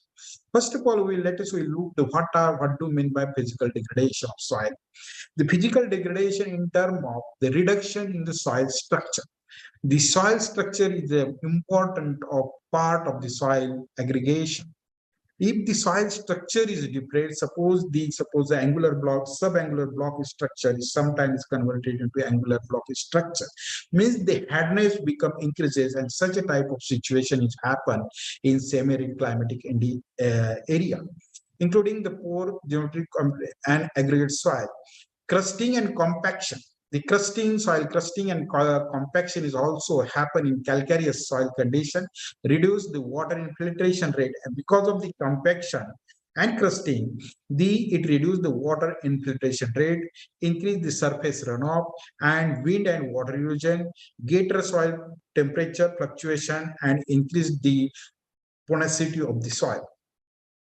The chemical degradation in terms of characterization by chemical degradation means in terms of the formation of salinity, formation of the sodicity, acidification, or reduce the cation exchange capacity, increase the aluminum and iron toxicity or manganese toxicity, calcium, magnesium deficiency, contamination by the industrial waste, and development of the subsurface sodicity under semi-arid and arid climatic conditions. These are the chemical degradation takes place, and we reduce the optimum or sustainability of the yield. The biological degradation, the soil biological degradation means depleted the soil organic carbon, because the earlier lecture, Dr. Asewar sir told the optimum level of the organic carbon is not below the 0.5, but optimum level is still greater than 1. But nowadays, the organic carbon in some places is less than 0.03%. And this is the signal of the land degradation. Full loss of dioxide, reduction in soil carbon sink, and increase the greenhouse gases emission from soil atmosphere. One of the most consequence of soil biological degradation is the soil become net source of greenhouse gases. The ecological degradation reflect the combination of the other three, lead to disruption of ecosystem function, such as the elemental recycling, water infiltration, purification, and disturb the hydrological cycle. These are the ecological degradation. These are all 4 types of degradations happens, and ultimately it reduce the soil quality. If the soil quality is reduced, ultimately or indirectly reduce the productivity of the soils or ecological functions of the soils, and that's why we are facing a lot of problem today because of the soil degradation. Drivers of soil degradations are climate and biotic interaction. The factors agent are first is the climate. First of all, I will talk on the climate. Because of increasing temperature and erratic rainfall, that are the adverse effect on the soil quality. Physiological, the landform is also one of the help to soil degradation of the land. Socioeconomics and cultural setting. The causes, the process and mechanism, first is erosion, salinization, nutrient depletion, solidification, acidification, and species extinction. Causes and activity are deforestation, land use conservation, or extractive farming, or inappropriate irrigation facilities, inappropriate irrigation systems. These are the all processes factor causes the nuxes as a diverse of soil degradation. The soil erosion and desertification. The water erosion is the most serious degradation problem in India, resulting in loss of the topsoil. And this top fertile soil is deposited in the reservoir. Based upon the first approximate analysis of the existing soil loss data, the average soil loss erosion rate was 16.4 ton per hectare per year, resulting in annual total loss of 5.3 billion ton throughout the country. Nearly 29% of the total eroded soil is permanently lost, means it goes in sea, while the 61% soil is deposited from transfer from one place and deposited in another place, and around the 10% the soils is deposited in the reservoir, and these soils will be used for recycling of these eroded or fertile soil. The extent various agencies have reported the different degraded area. These are the National Commission of Agriculture reported 148.1 million hectare, and in basin and LP revised 146.8. This is the reported by different energy agencies. The estimate on annual or direct cost of land degradation in India. These are the soil erosion lead the land degradation in different ecosystems of India. Land degradation process through soil erosion. First is rain-fed ecosystem. This is soil erosion by high intensity rainfall, wind erosion, or during the fallow period. Irrigated ecosystem, water erosion during the excess and high intensity irrigation system. Arid ecosystem, wind erosion, soil erosion in grazing land. Coastal ecosystem, erosion by seawater or river flood or siltation and sedimentation. Or island ecosystem, the soil erosion during the local sea level rise and strong waves action. These are the different processes. The impact of climate change on soil degradation. Exists a strong linkage between soil erosion, desertification, and climate change. There are the several impact aspects of the climate change, particularly in the context of dry land. These are a decrease in annual rainfall. Actually the rainfall is not a decrease, annual rainfall. Nowadays, if we see the rainfall is similar, but the intensity of the rainfall is increases and duration of the rainfall is decreases. Change in duration of the rainfall, increase the interval between the two rainfall, increase the temperature, and that's why the evaporation rate of the soil is increases, and that's why the loss of calcium ion from the soil circuit.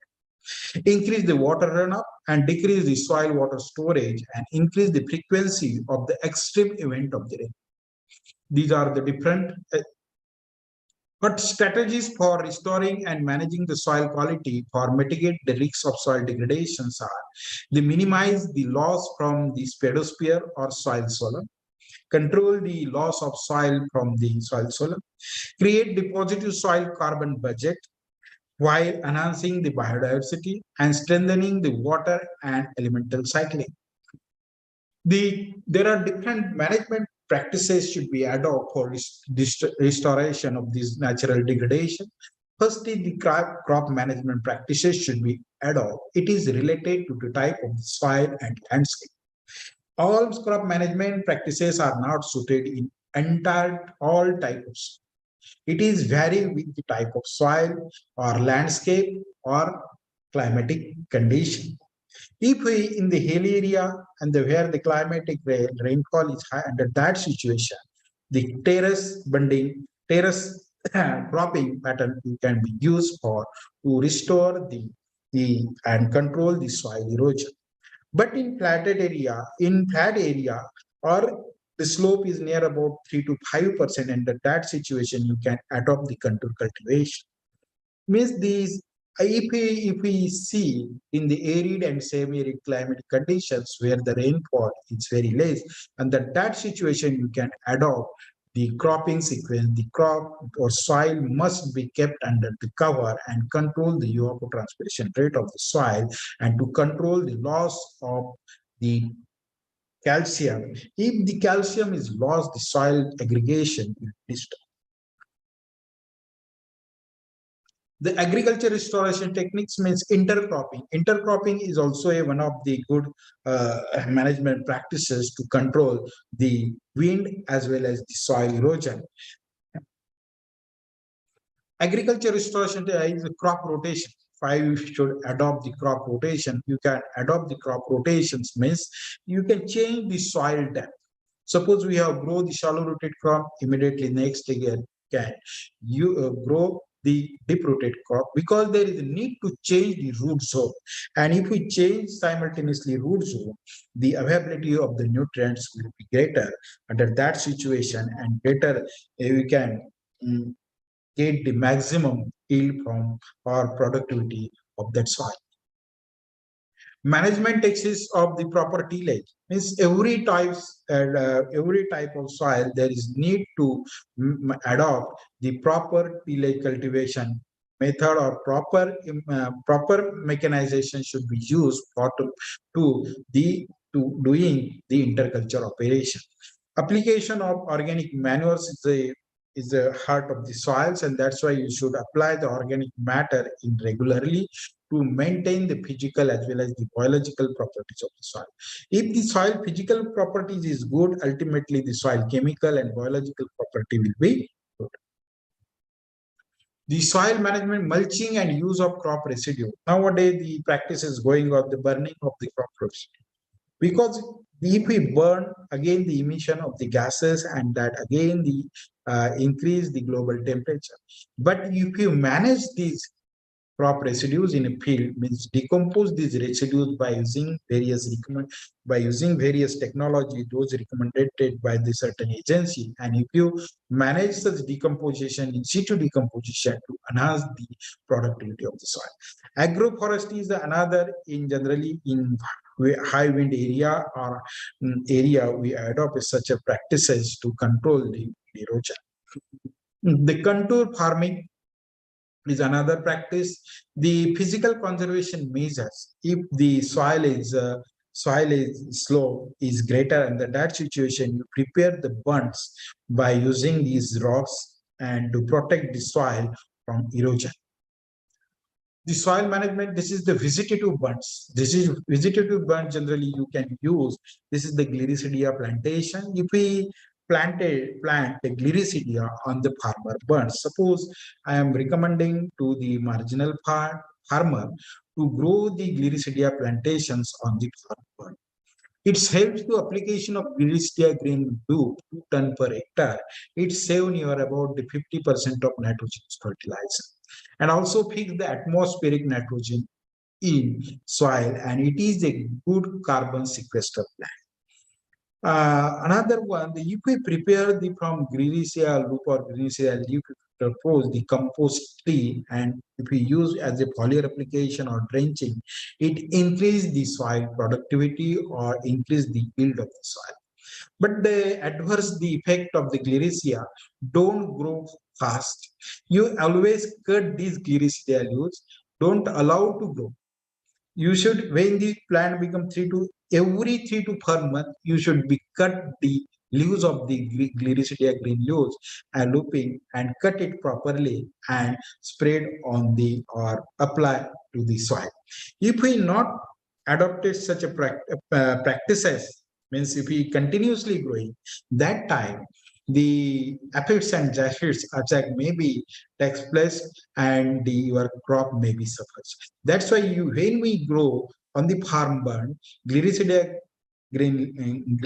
plantation, you always should cut every after 3 months, and those green material should be applied in the soils, and it ultimately increase the nutrient status of the soil. Second, the eroded soil, this is the management techniques were the recycling of these eroded material in the soil. In particularly such eroded material that is called as a tank seal. Tank seal means the all fertile or topsoil is removed from the fertile land, top layer of the fertile land, and this fertile lands is goes in reservoir and deposited. As per the chemical analysis, the fertility status of the soils, means the nutrient status of this tank seal is near about 20% is more than the adjoining area of the soil. What are the main potentials of the potential of this tank seal? These soils has a high clay contains greater than 60-70%. And that's why the plant available water capacity, cation exchange capacity is high. But another way, the high amount of the calcium carbonate is there, near about a 20-24% of calcium carbonate in tank seal, low infiltration rate and hydraulic conductivity. These are the potentials of the soil, and the calcium carbonate is one of the constraints of this. If such a soil, if we hybridize in shallow soil, means where the low clay content, plant available water capacity, cation exchange capacity, or calcium carbonate, low calcium carbonate, infiltration rate is high. The opposite characteristics, we can cross it and to form in loamy types of soils, and this is a very good fertile soil, and the productivity of such soils near about 2 to 3 times is increases, and the quality parameters is also 2 to 3 times increases. These are the, we have established the method for how add.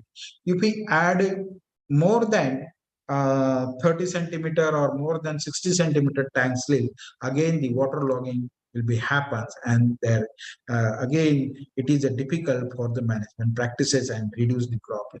If we apply the optimum amount of the tank silt in soil and precautions should be taken, the tank silt does not erode from the field by these rocks bonding, and if we develop such a hybridization mixing together those soils and to form a loamy type of soil, and the yield capacity will be or productivity of these soils is increases by 2 to 3 times.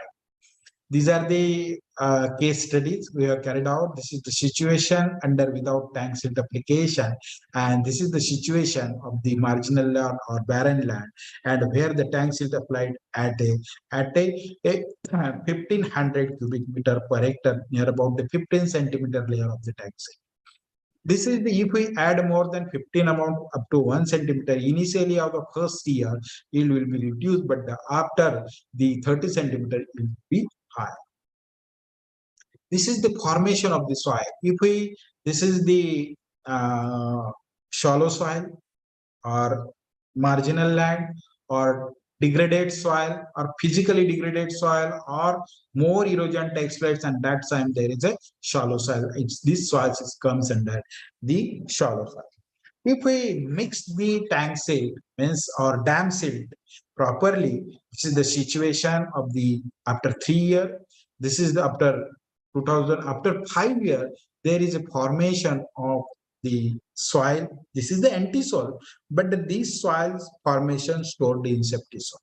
Because when we mix the tank seal to hasten the process of weathering of this saprolite, and this saprolite is weathering, ultimately the clay content increases, it requires the time, but we have a data up to 15. The significance of tank silt hybridization is twofold: increase the clay content, cation exchange capacity, and plant available capacity of the marginal land, and threefold decrease the hydraulic conductivity of the marginal land, increase the nutrient content near about 20 to 25%, increase microbial population because because the tank silt having the microbes, and when we applied in the silt, the multiplication of these microbes is there, and threefold increase the yield of commonly grown crop. Recycling of the plant nutrient means we have estimated the value of the fertilizer equivalent. When you apply, the BC ratio is around 1.79, increasing the economic return. The BC ratio in 1 is 2, and increase the market value of the land. Marginal land is 1 is to 2.8, means 3 point increase, and increase the water storage capacity of the tank. This is the economic assessment of the nutrient recycling through the tank silt. We have surveyed the one district. Total district near about 25 tanks is there, and as per the irrigation department data, the upliftment of the tank silts require the 68 crore rupees during the 4 to 5, 6 year data.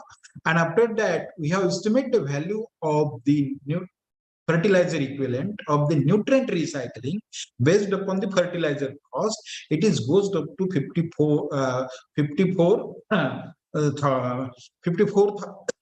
5,400 crore. This is we have estimated the cost benefit ratio of the single crop and double crop. In marginal land, there is a cost benefit ratio is not economical to the farmer because it is less than 1. But when the eroded material or these degraded materials applied in degraded soil, the cost benefit ratio of under single crop is around 2 and the double crop is greater than 2. This is the economic valuation of tank silt hybridization soil in terms of the market cost. If we surveyed near about 100 farmers in one district, and we have observed that in marginal land, the cost is only around 5 lakh rupees. But when we apply the tank silt, and after 2 to 3 years or 5 years, the cost of this land is increased up to 12 lakh. Then the farmer is asking about the quality of the tank silt or quality of the eroded material in tank or dam. The most of the time, the people are talking, it is a dead soil. But it is not a dead soil, it's a fertile material. If we use, that's why we have made the qualitative analysis of one dam area. We have collect the soil sample from 0 to 150 centimeter in 3 part of the tanks, and we have observed that where the backwater area, the tank silt is better compared than the middle and lower part of it. Because here, what happened? Because the more time the water is stagnated, and that's why the more amount of the calcium carbonate in this part of the area. And that's why the fertility status of these tanks is less compared to the sea and moderated. That's why we are recommended that, first of all, when we use the tank silt for application, you should give the first preference to the sea area, means backwater area, and then to the lower area. These are all characteristics. This is the biological properties of the tank silt. In biological properties of tank silt, most of the tanks are more amount of the bacteria, fungi, and actinomycetes. These are the beneficial microbes, and some are non-beneficial also. The chemical degradation, land degradation, now we'll see these are all the physical degradation and their management practices for to control the physical degradations or restoration of degradation. Now we'll see the chemical degradation, land degradation. Suppose first is the salinity or development of the salinity and solidity. The factors affecting the salinity, solidity are the parent material, environmental factor, arid and semi-arid climate, source of brackish water for irrigation, poor drainage of soil, shallow water table, chemical fertilizer and waste material, or close seawater. Nowadays, the climate change impact and the semi-arid and arid climate, what happened we see later on. Salinity is developed maybe because source of salinity is the parent material or irrigation water. Or the sodicity, the source of sodicity is a climate change or parent material or a brackish water or poor quality irrigation. The formation of sodic soil under semi-arid climatic conditions. Nowadays, this is the impact of climate change. It is the high intensity and short duration rainfall and insufficient soil moisture, the soil evaporation, and causes the loss of calcium in the form of precipitation of calcium carbonate. And when the calcium is lost, ultimately the activities of the sodium will be increases or ESP will increases and causes the dispersion of the soil. If the soil is dispersed, means the blocking of porosity of the soils. If there is blockage, means the infiltration rate and again hydraulic conductivity become reduced, and this cycle is going. Means infiltration and hydraulic conductivity reduced, means the lower part of the soils is not completely saturated with water, and that's why the evaporative demands of the soil near about 4 ml per day is not fulfilled, and there is a formation of the cracks. Generally happen in the vertisol. And during the crab formation, there is a precipitation of the calcium on the surface and loss of calcium in the form of precipitation of calcium carbonate, ultimately increasing the soil inorganic carbon, and which reduce again the physical properties of the soils, which in terms of change in soil structure or subangular angular structure, and the difficult for cultivation. And again, if it difficult for cultivations means it is indirectly reduced, or it is indirectly effect on the productivity of the land. The another occurrence is this is due to the under the climate change, but in suppose the landscapes is also another factor to formation of the sodic soils. In micro high position, there is a formation of sodic soils. In micro low, there is a formation of non-sodic soil. Because of the similar mechanism here because of high intensity and low rainfall or high intensity or short duration rainfall, the time, very less time is required to infiltrate the water in micro high position compared to the micro low. And that's why the arid environment is created in micro high, and that's why precipitation of calcium ion takes place, and this precipitation means the precipitation of loss of calcium ion in the form of precipitation of calcium carbonate ultimately increase the ESP soils, and dispersion takes place, reduce the hydraulic conductivity or infiltration rate. Again, there is a arid environment that takes place, and the soil become dispersed. Again, infiltration rate, hydraulic conductivity decrease, and the soil structure will be changed. This is the natural degradation model. This is this is the carbon model. The rate of inorganic carbon sequestration in soil. If we see the rate of carbon sequestrations, means there is a formation of pedogenic calcium carbonate or precipitation of calcium carbonate. It is more under the arid climate and less in subhumid climate. If we see here, because the soil is moist, but this condition, the soil is dry.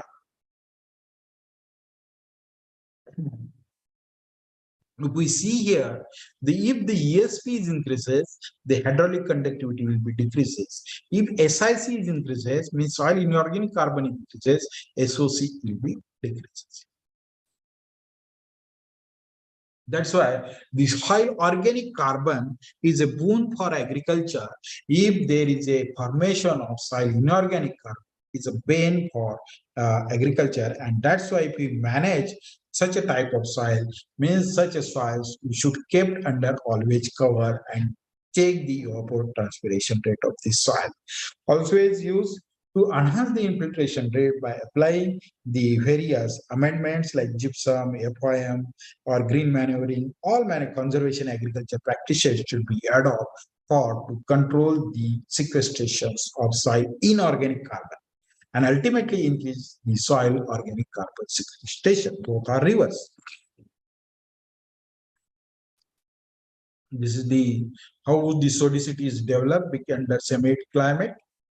If we see here how the calcium carbonate is precipitated, if we see the rainfall situation, after immediately when the rainfall is reduced less than, there is a formation of precipitation of calcium carbonate.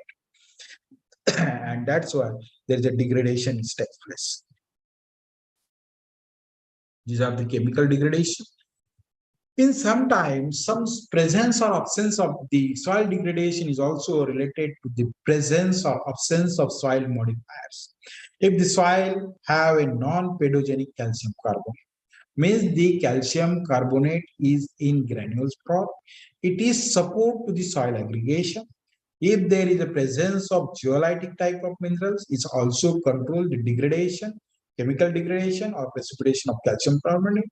If there is a presence of gypsum, again it controls the formation of inorganic carbon, and that is the precipitation of calcium carbonate. But reverse, if there is a presence of pedogenic calcium carbonate is a negative modifiers on pyroxylite minerals, they are the adverse effect on the soil quality, and these are support to control the soil degradation.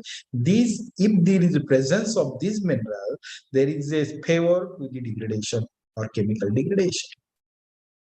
Non-pedogenics means calcium carbonate like that, it is in granule form, and pedogenics means the calcium carbonate is precipitate in the pad of the phase. When you add a 10% of the SCl, immediately soil become effervescence, but you cannot see the naked eye. And these calcium carbonate sometimes you see or you can see under the electron microscope. The salt affected soil change the biodiversity, global food insecurity, desertification, and biodiversity. Effect of salt on farm. If the presence of the salt in root zone, what happens?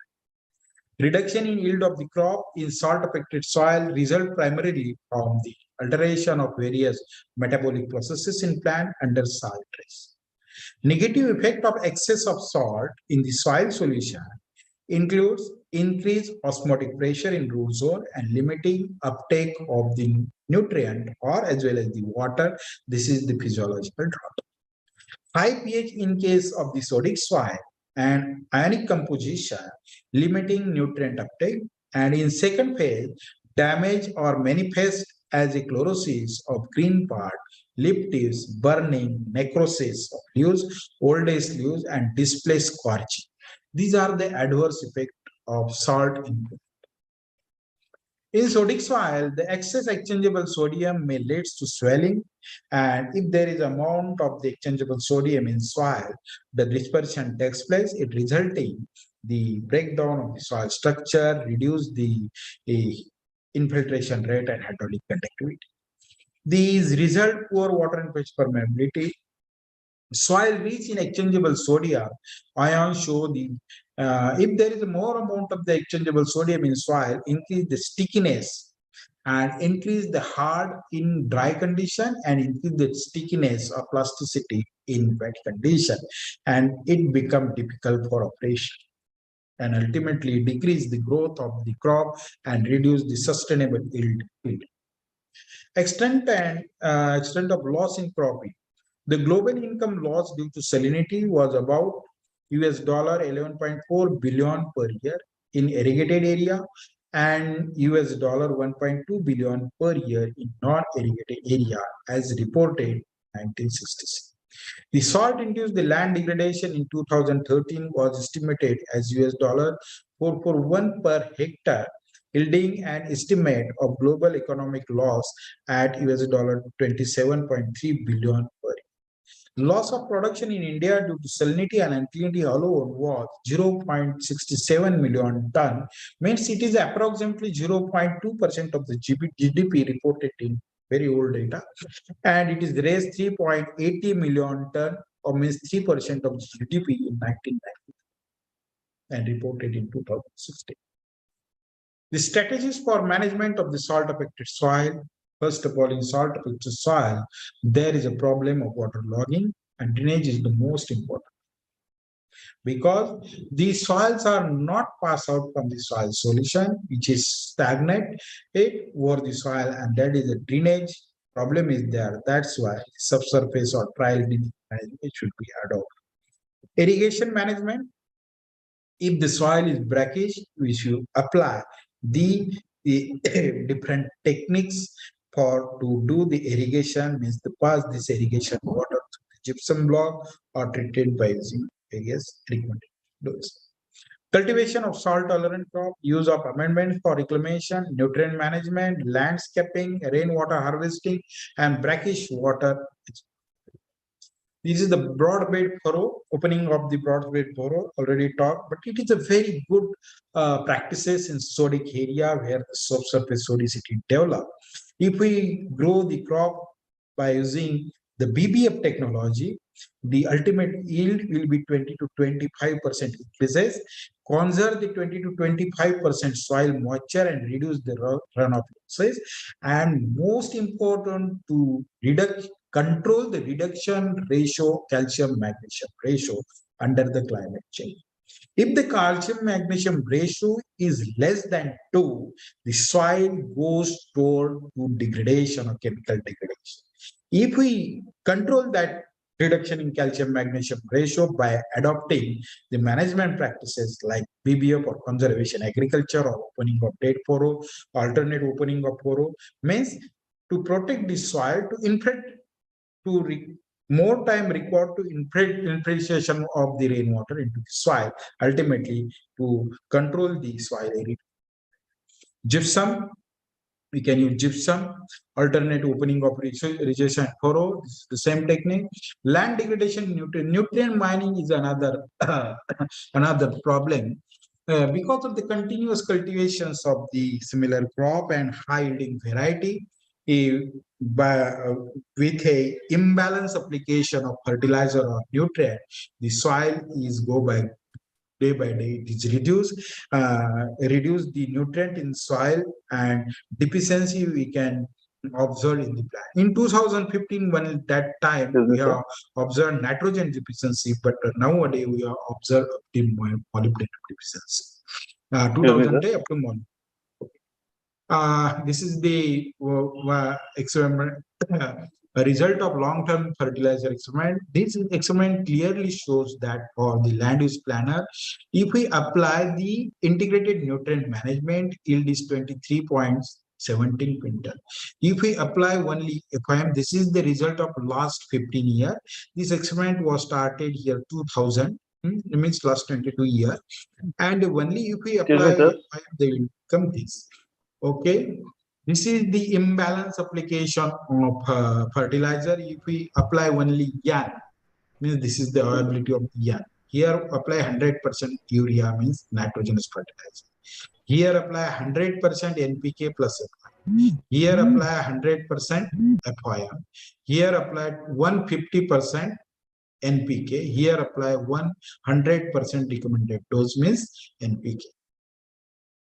This is the nitrogen status. This is the phosphorus status. Here apply NPK plus FIM. Here apply only alone N, means 100% nitrogen. Here apply 100% N and P, and here apply 100% NPK. This is the potassium changes in soil because we have applied the potassic fertilizer to only one crop, that's soybeans, and this is the condition. If we apply the 150% NPK, where the some positive effect, and NPK plus FIM shows the positive effect, otherwise the potassium status goes in negative. Praveen, sulfur, okay, zinc. Sir, our next speaker has joined. Okay, so can we just conclude? This is the carbon sequestration, and these are the all management practices. And the land use planning is to adopt the practices for the enhancement of the nutrient use efficiency. Nutrient supply to match the crop requirement by using fertilizer, liming, soil moisture, gypsum, FIM. Use most appropriate method of fertilizer application, placement, split application, and fertigation, and improvement in physical properties of the soil, bioinoculants, and green manuring. These are all the methods we can apply for to enhance the nutrient use efficiency. The nutrient efficiency of the nitrogenous fertilizers is around only 20%. Whereas potassic up to 40-60, and in phosphatic fertilizer is around the 15%. And that's why if we not adopt the management practices proper, again the nutrient use efficiency will be reduced and the cost of cultivation. This is the biological degradation. These are land use planning. These are, if you for any type of the land use planning, you should aware about what is the quality of the soil. What are the landscape of the soil? What are the climatic condition of the soil? And based on these types, soil type, climate, and the socioeconomic condition, you should be suggest the management practices. This is the one case study of one watershed. And conclusion, the excess exists a close link between soil degradation and climate change and priority. However, the information on economic impact of soil degradation is scanty and need to collect at a local, regional, and global scale till today. Understanding the key reason for soil degradation, it improves to find the appropriate solution and mitigate this problem. Judicious management practices of existing resources for sustainable agriculture technologies will aid in checking the soil erosion and the effective management of degradation losses. Combining and simultaneous application of location-specific low-cost technology will provide advantage in optimizing the resource use efficiency and maximizing the productivity. Thank you. Thank you so much, sir. It was a wonderful session by your so important information for restoration of natural degraded soil under climate change conditions and all. Definitely, our participants are highly enlightened by a wonderful presentation. As we are running with short of time and participants have not posted few of their questions, but I am sure they will have some queries. So we will convey it to you on your email ID, sir. Okay. Our next speaker has joined. Okay, sir. It was a great pleasure of whole team and participants to hear you on this online platform for this training session. Thank you so much, sir. Thank you all. Next, moving ahead, participants, I would like to call Utkarsha ma'am to please carry forward from this point. Utkarsha ma'am, over to you. Yeah, thank you, Piyush sir, and thank you, Vaidya sir, for the insightful talk. Moving ahead for the fourth session, now I would like to call our next speaker. Our next speaker is Dr. Debashree Chakraborty. She is a senior management leader having significant experience of over 25 years in food and agribusiness domain, with experience across functions of sales and marketing, deep knowledge and understanding of crop yield and sourcing, operations, channel management, production management, agri-SCM, logistics, market development, merchandising, and private brand creation, with complete P&L responsibility. A result-oriented and self-driven professional with strategic thinking, hands-on experience in accelerating Indian agricultural growth, direct farmer connect in multi-geographies, including India, Africa, and Indonesia, for improving farm productivity and doubling farmers' income. Sustainable rural development. An excellent team leader and problem solver with strong active listening, communication, analytical and negotiation skills, involved in policy matters of the central and state government, public-private partnership in agriculture, food processing and allied industry, and associated with statutory and regulatory issue as a part of a leading Indian industry association. She has a distinct mix of experience of working with the bottom of pyramid segment in rural India and is uniquely positioned to understand critical issue related to policy and planning, strategy formulation, skill and capacity development, issue in food and agriculture. In-depth knowledge about the seed industry, established seed question and answer, QA and genetic purity, research and development laboratory, which received international accreditation. So now I would like to call Dr. Debashree Chakraborty for her talk. Madam, please, you can continue with your session now. Welcome, ma'am. Hi, Utkarsha.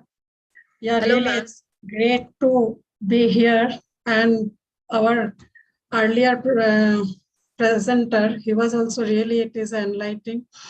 Because the soil is our base, and I got a chance to start from soil here. Yeah. So I'll share my, I think we are late, and so I have to do a little hurry here. So I'll start my presentation. Yeah, sure, ma'am. Or everyone exhausted, I think, or they're absorbing the soil part. No, ma'am, already means we have some participants. We have nearly 170 participants with us now. Okay, Yeah. okay, great. Okay, thanks, Utkarsh. Yeah, can you see? Yes, ma'am, your PPT is visible. Yeah. Kindly make it into presentation mode. Yeah.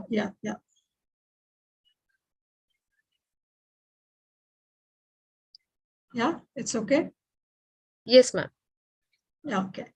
So see why I selected, I think the brief was very lengthy. Utkarsh explained the brief, okay.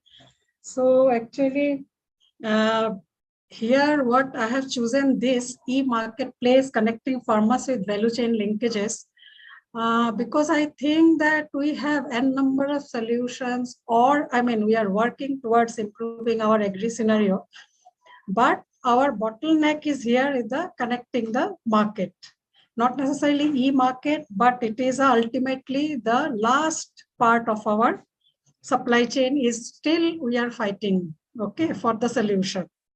So I'll just going to the e-commerce, maybe I thought that I'll be little brief. Of course, I think all the participants will be aware of, but that's just the brief. It is that, okay, we are having large number of rural economy, which is depending on farmers' agricultural income. So these all statistics everybody's seeing, so I don't want to repeat it. So see, our main issue is the small and marginal farmers, which we have, more than 82%, 82 to 80 to 85% mainly. So even you see that our agriculture and export and all, okay, it is going on, but our contribution of agriculture, which was earlier 41% in, of course, 1960, before all of our birth, I think. But now current situation is quite sad. It has fallen. So we have to think through that why this scenario and how we can come out of it. So, and again, you see our scenario is we produce, though we produce, which is not at par the world's best, because in the countries, if there are 3,000 ton per acre or hectare, then ours is 1/3 of it in most of the cases. And in spite of that low productivity, we are losing out on the fruits, whatever fruits, vegetables, and whatever, all the produce, because of our that last mile connect, we connect the last mile. Because of that, whatever we are producing, whatever the productivity percentage, we are not able to utilize the full thing. And we keep on telling we are the leading producer, we are the leading this. But one thing I feel that, because see, we produce, we do everything, but our import is also quite high. Okay, so our 60-70% of in case of edible oil and all, we import. So that import dependency is also not good for any country. So here what happens, because why we import, first, we cannot produce a good yielding variety, though we have technologies and all. And secondly, whatever we produce, that also we cannot manage because of our last mile connectivity. So these all, whatever written, it is all this losses and all unorganized market and all we know. But so what can we do to improve the current scenario? So these are the main factors which are main issues of our country. We have a very small and fragmented, and that first slide, what we had seen, that our marginal farmers are very high, small and marginal farmer. And because of what happens that our cluster development is not there. And when you don't have a high volume, high amount of produce, then the last mile connectivity becomes a very big issue, which is current scenario. Why? Because the cost of transportation from the areas where it is grown to the point of consumption. So, and our road infrastructure, though we have come a long way, it's a quite good scenario.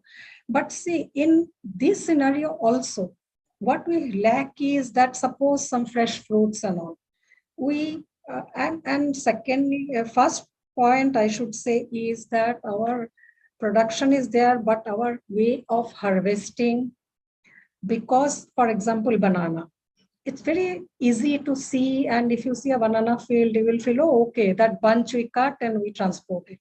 But what happens is that the way we harvest the produce, that is not good for the quality produce. I mean, in the market, because nowadays, we are all very concerned about the quality food. So that quality food is the question. And to make that quality produce, we have to go quite a long distance still. So in that thing, these points I'll not read point by point. So, so this, even for infrastructure for e-commerce, is also a issue. So what we should look at is that holistic approach of development, okay, not from pre-production. Pre-production means, what I mean to say is from the soil, which my earlier presenter also mentioned, which is from land preparation and also soil health, which is extremely, extremely important for your end product, okay. And this is a point we should see from the starting from land preparation to the hand holding till your harvest.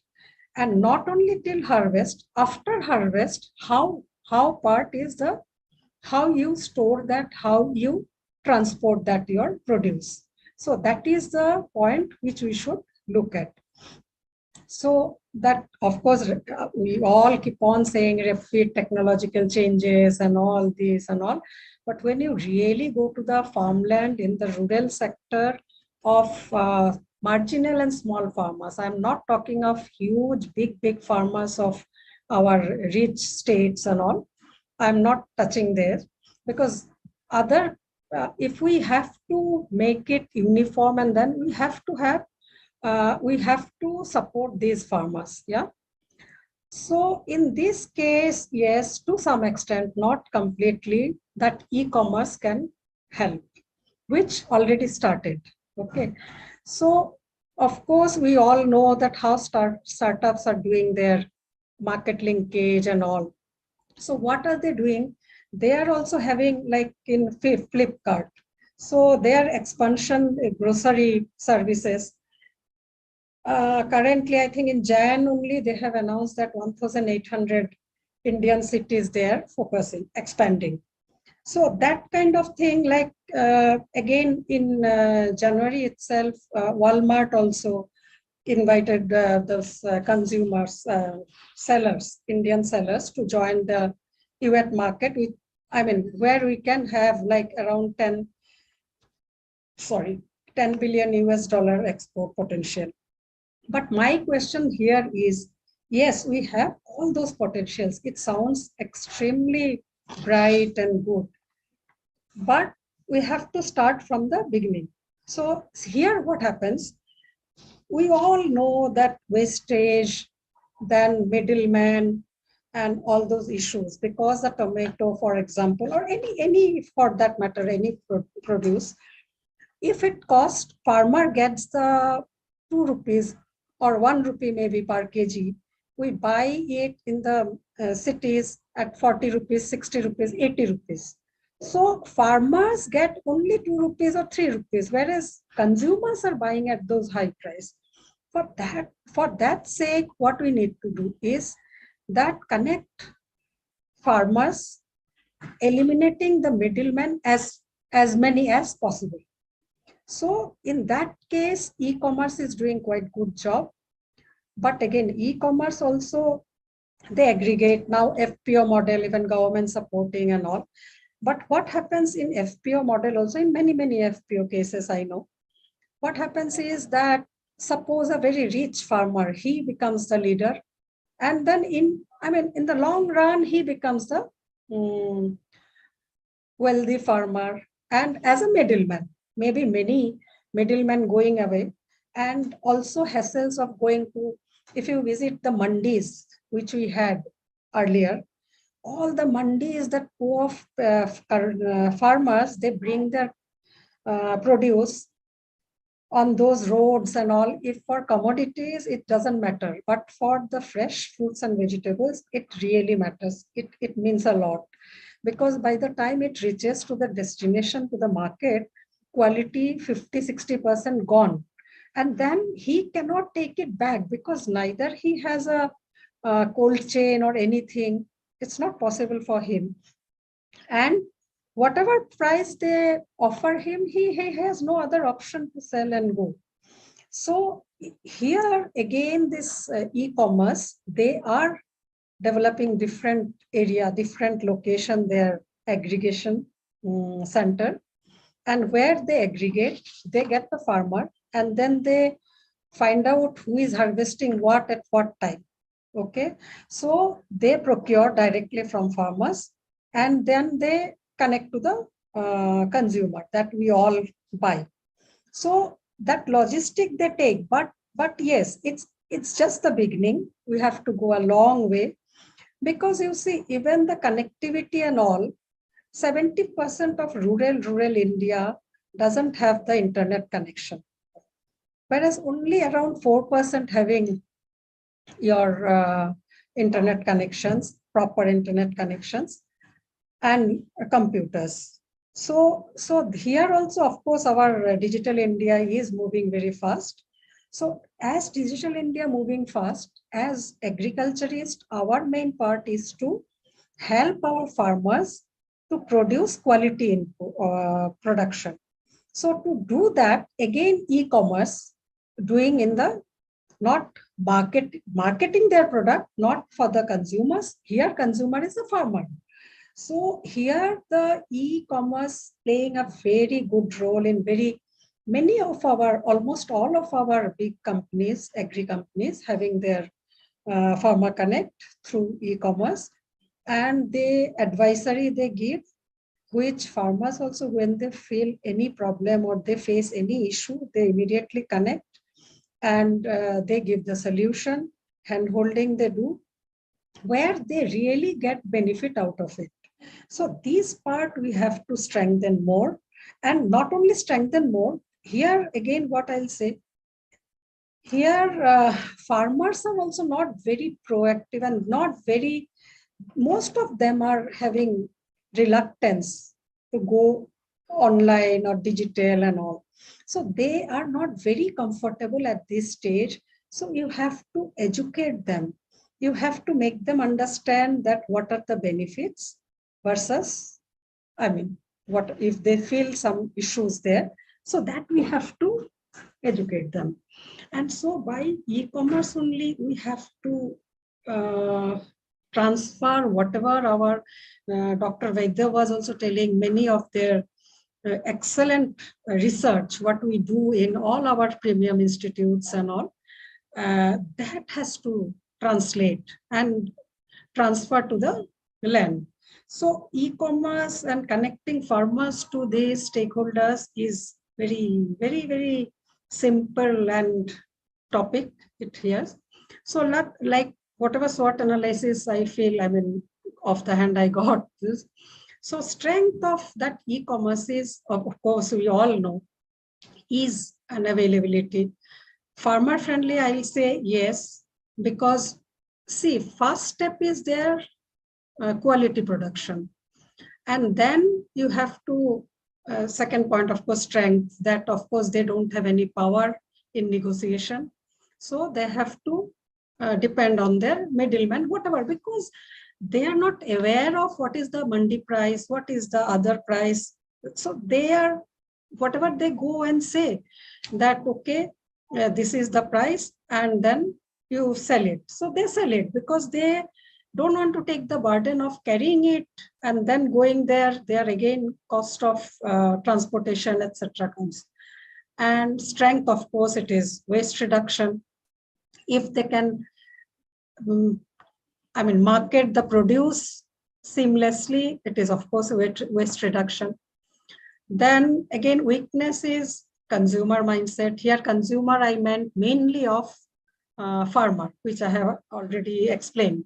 So absence of communication. Now I see myself when I used to go maybe 20 years back to the farmer, And today when I go to the farmer, they are quite receptive, much, I mean, sea change I can see.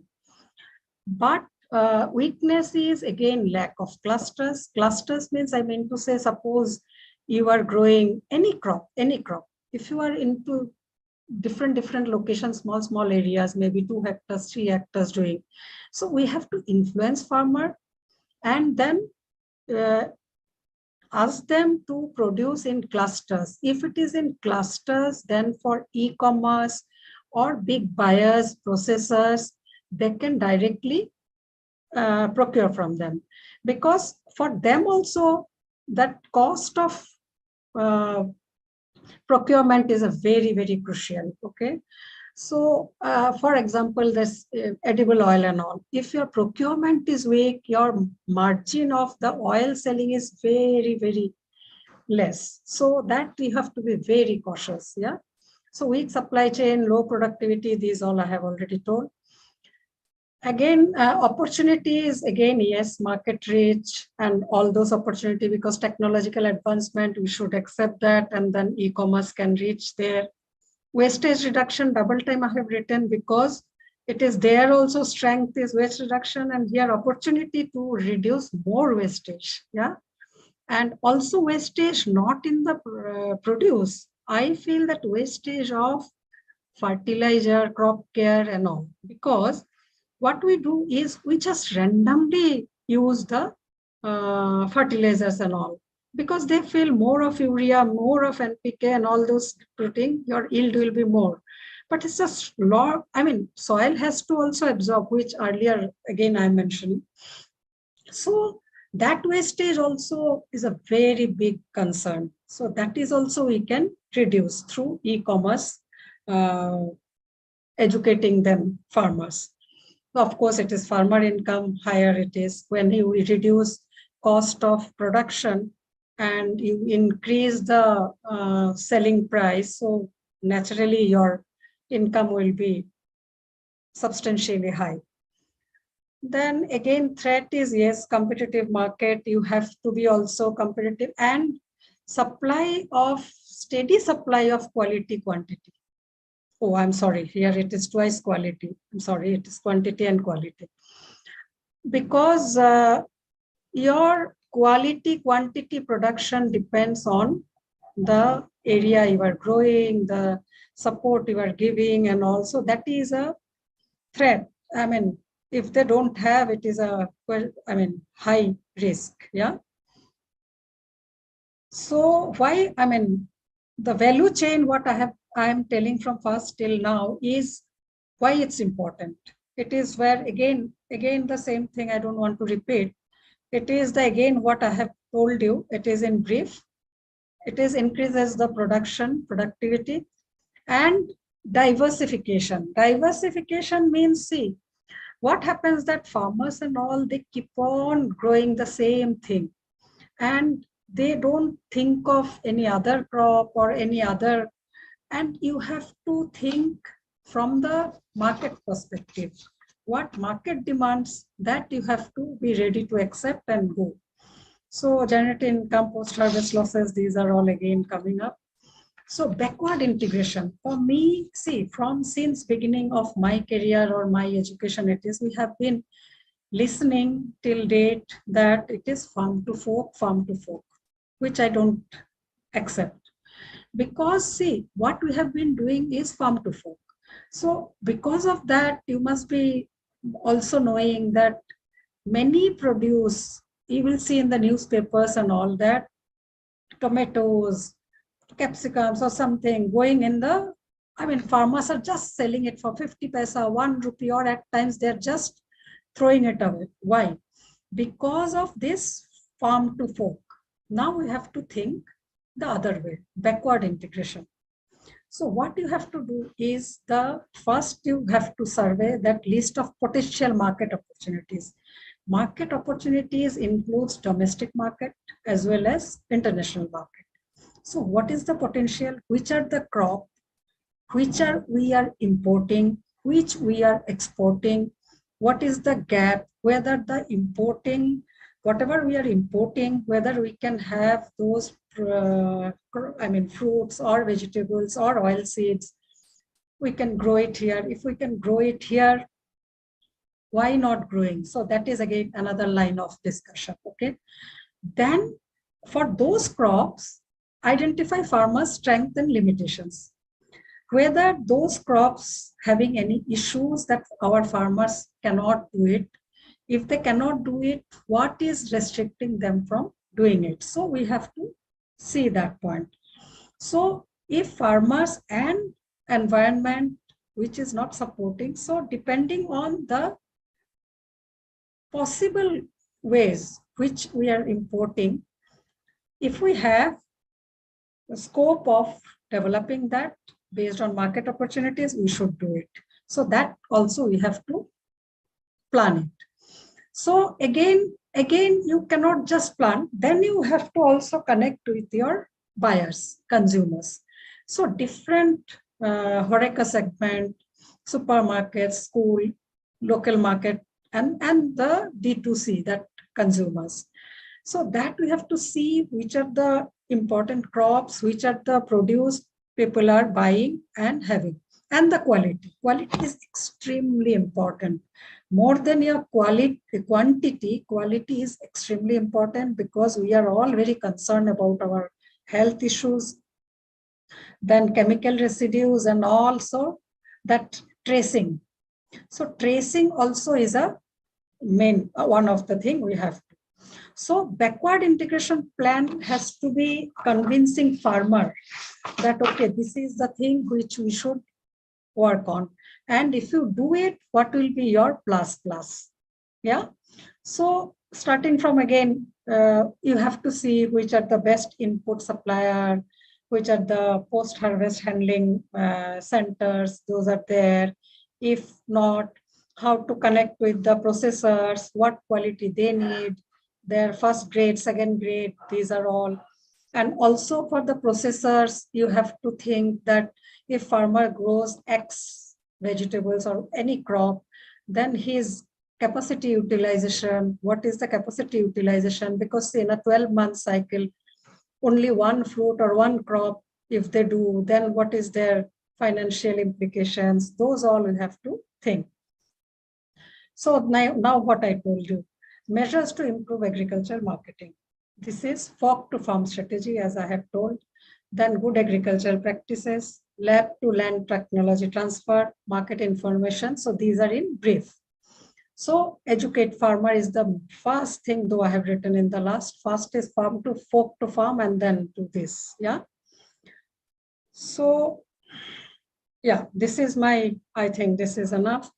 So for me, I feel that yes, e-commerce is a very good platform, which we should adopt more and more, and how we can improve our backward integration and how to educate our farmer and to go forward and make it again a important sector in our country. Yeah. So I think Utkarsh, I am through. Anything?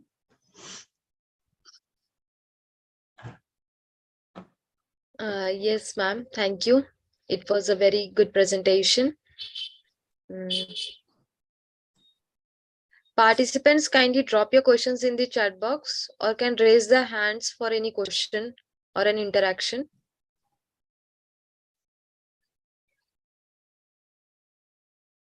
You can send me later on also if it is not ready now. Yeah, sure, ma'am. I think we'll do that. Yeah. I can just mail you the questions asked by the participants. Yes. Okay. I'll be happy to, because my thing is that, yes, how we can implement and how agriculture can be the, top of all sectors. Yeah. Yeah. Not on paper or presentation. It has to be on land. Yeah. Yeah. Yes, Shubham. One of the participant has raised his hand. Yes. We can just have his. Okay, Shubham, you can just unmute yourself and ask the question.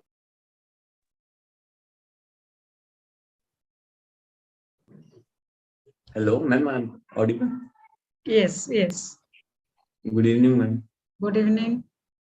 Ma'am, MSP in MSP, can we sell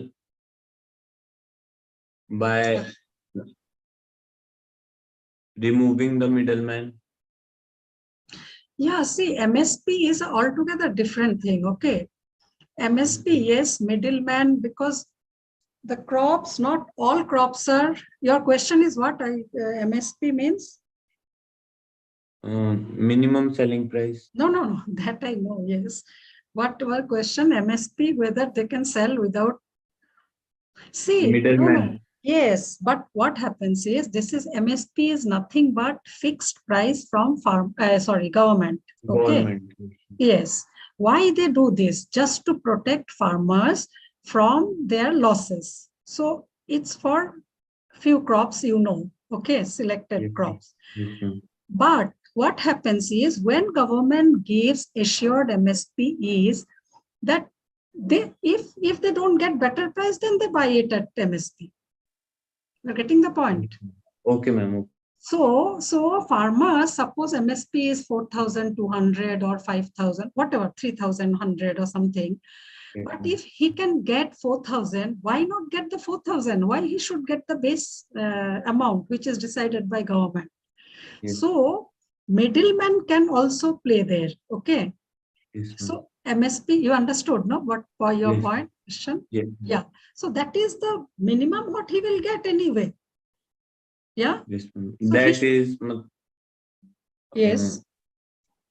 That is like if he is not getting a good price, so Yes. he will go for MS. Yes, government will procure it at that price. Yes, minimum that price you will get. And what is happening? This is more that okay, based on MSP they are happy, but why they should be happy on MSP? Hana? Yes, ma'am. Yeah. If they will get better.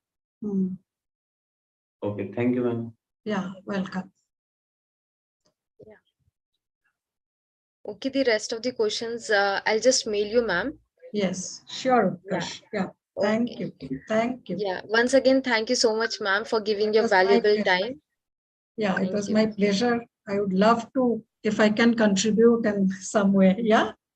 Thank you. Yeah, ma'am. Yes, we'll Okay. definitely have another session in our upcoming series. Okay. Sure. Yeah.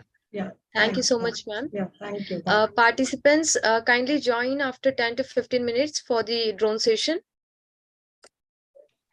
Okay, thank you. Everyone Bye. can leave now.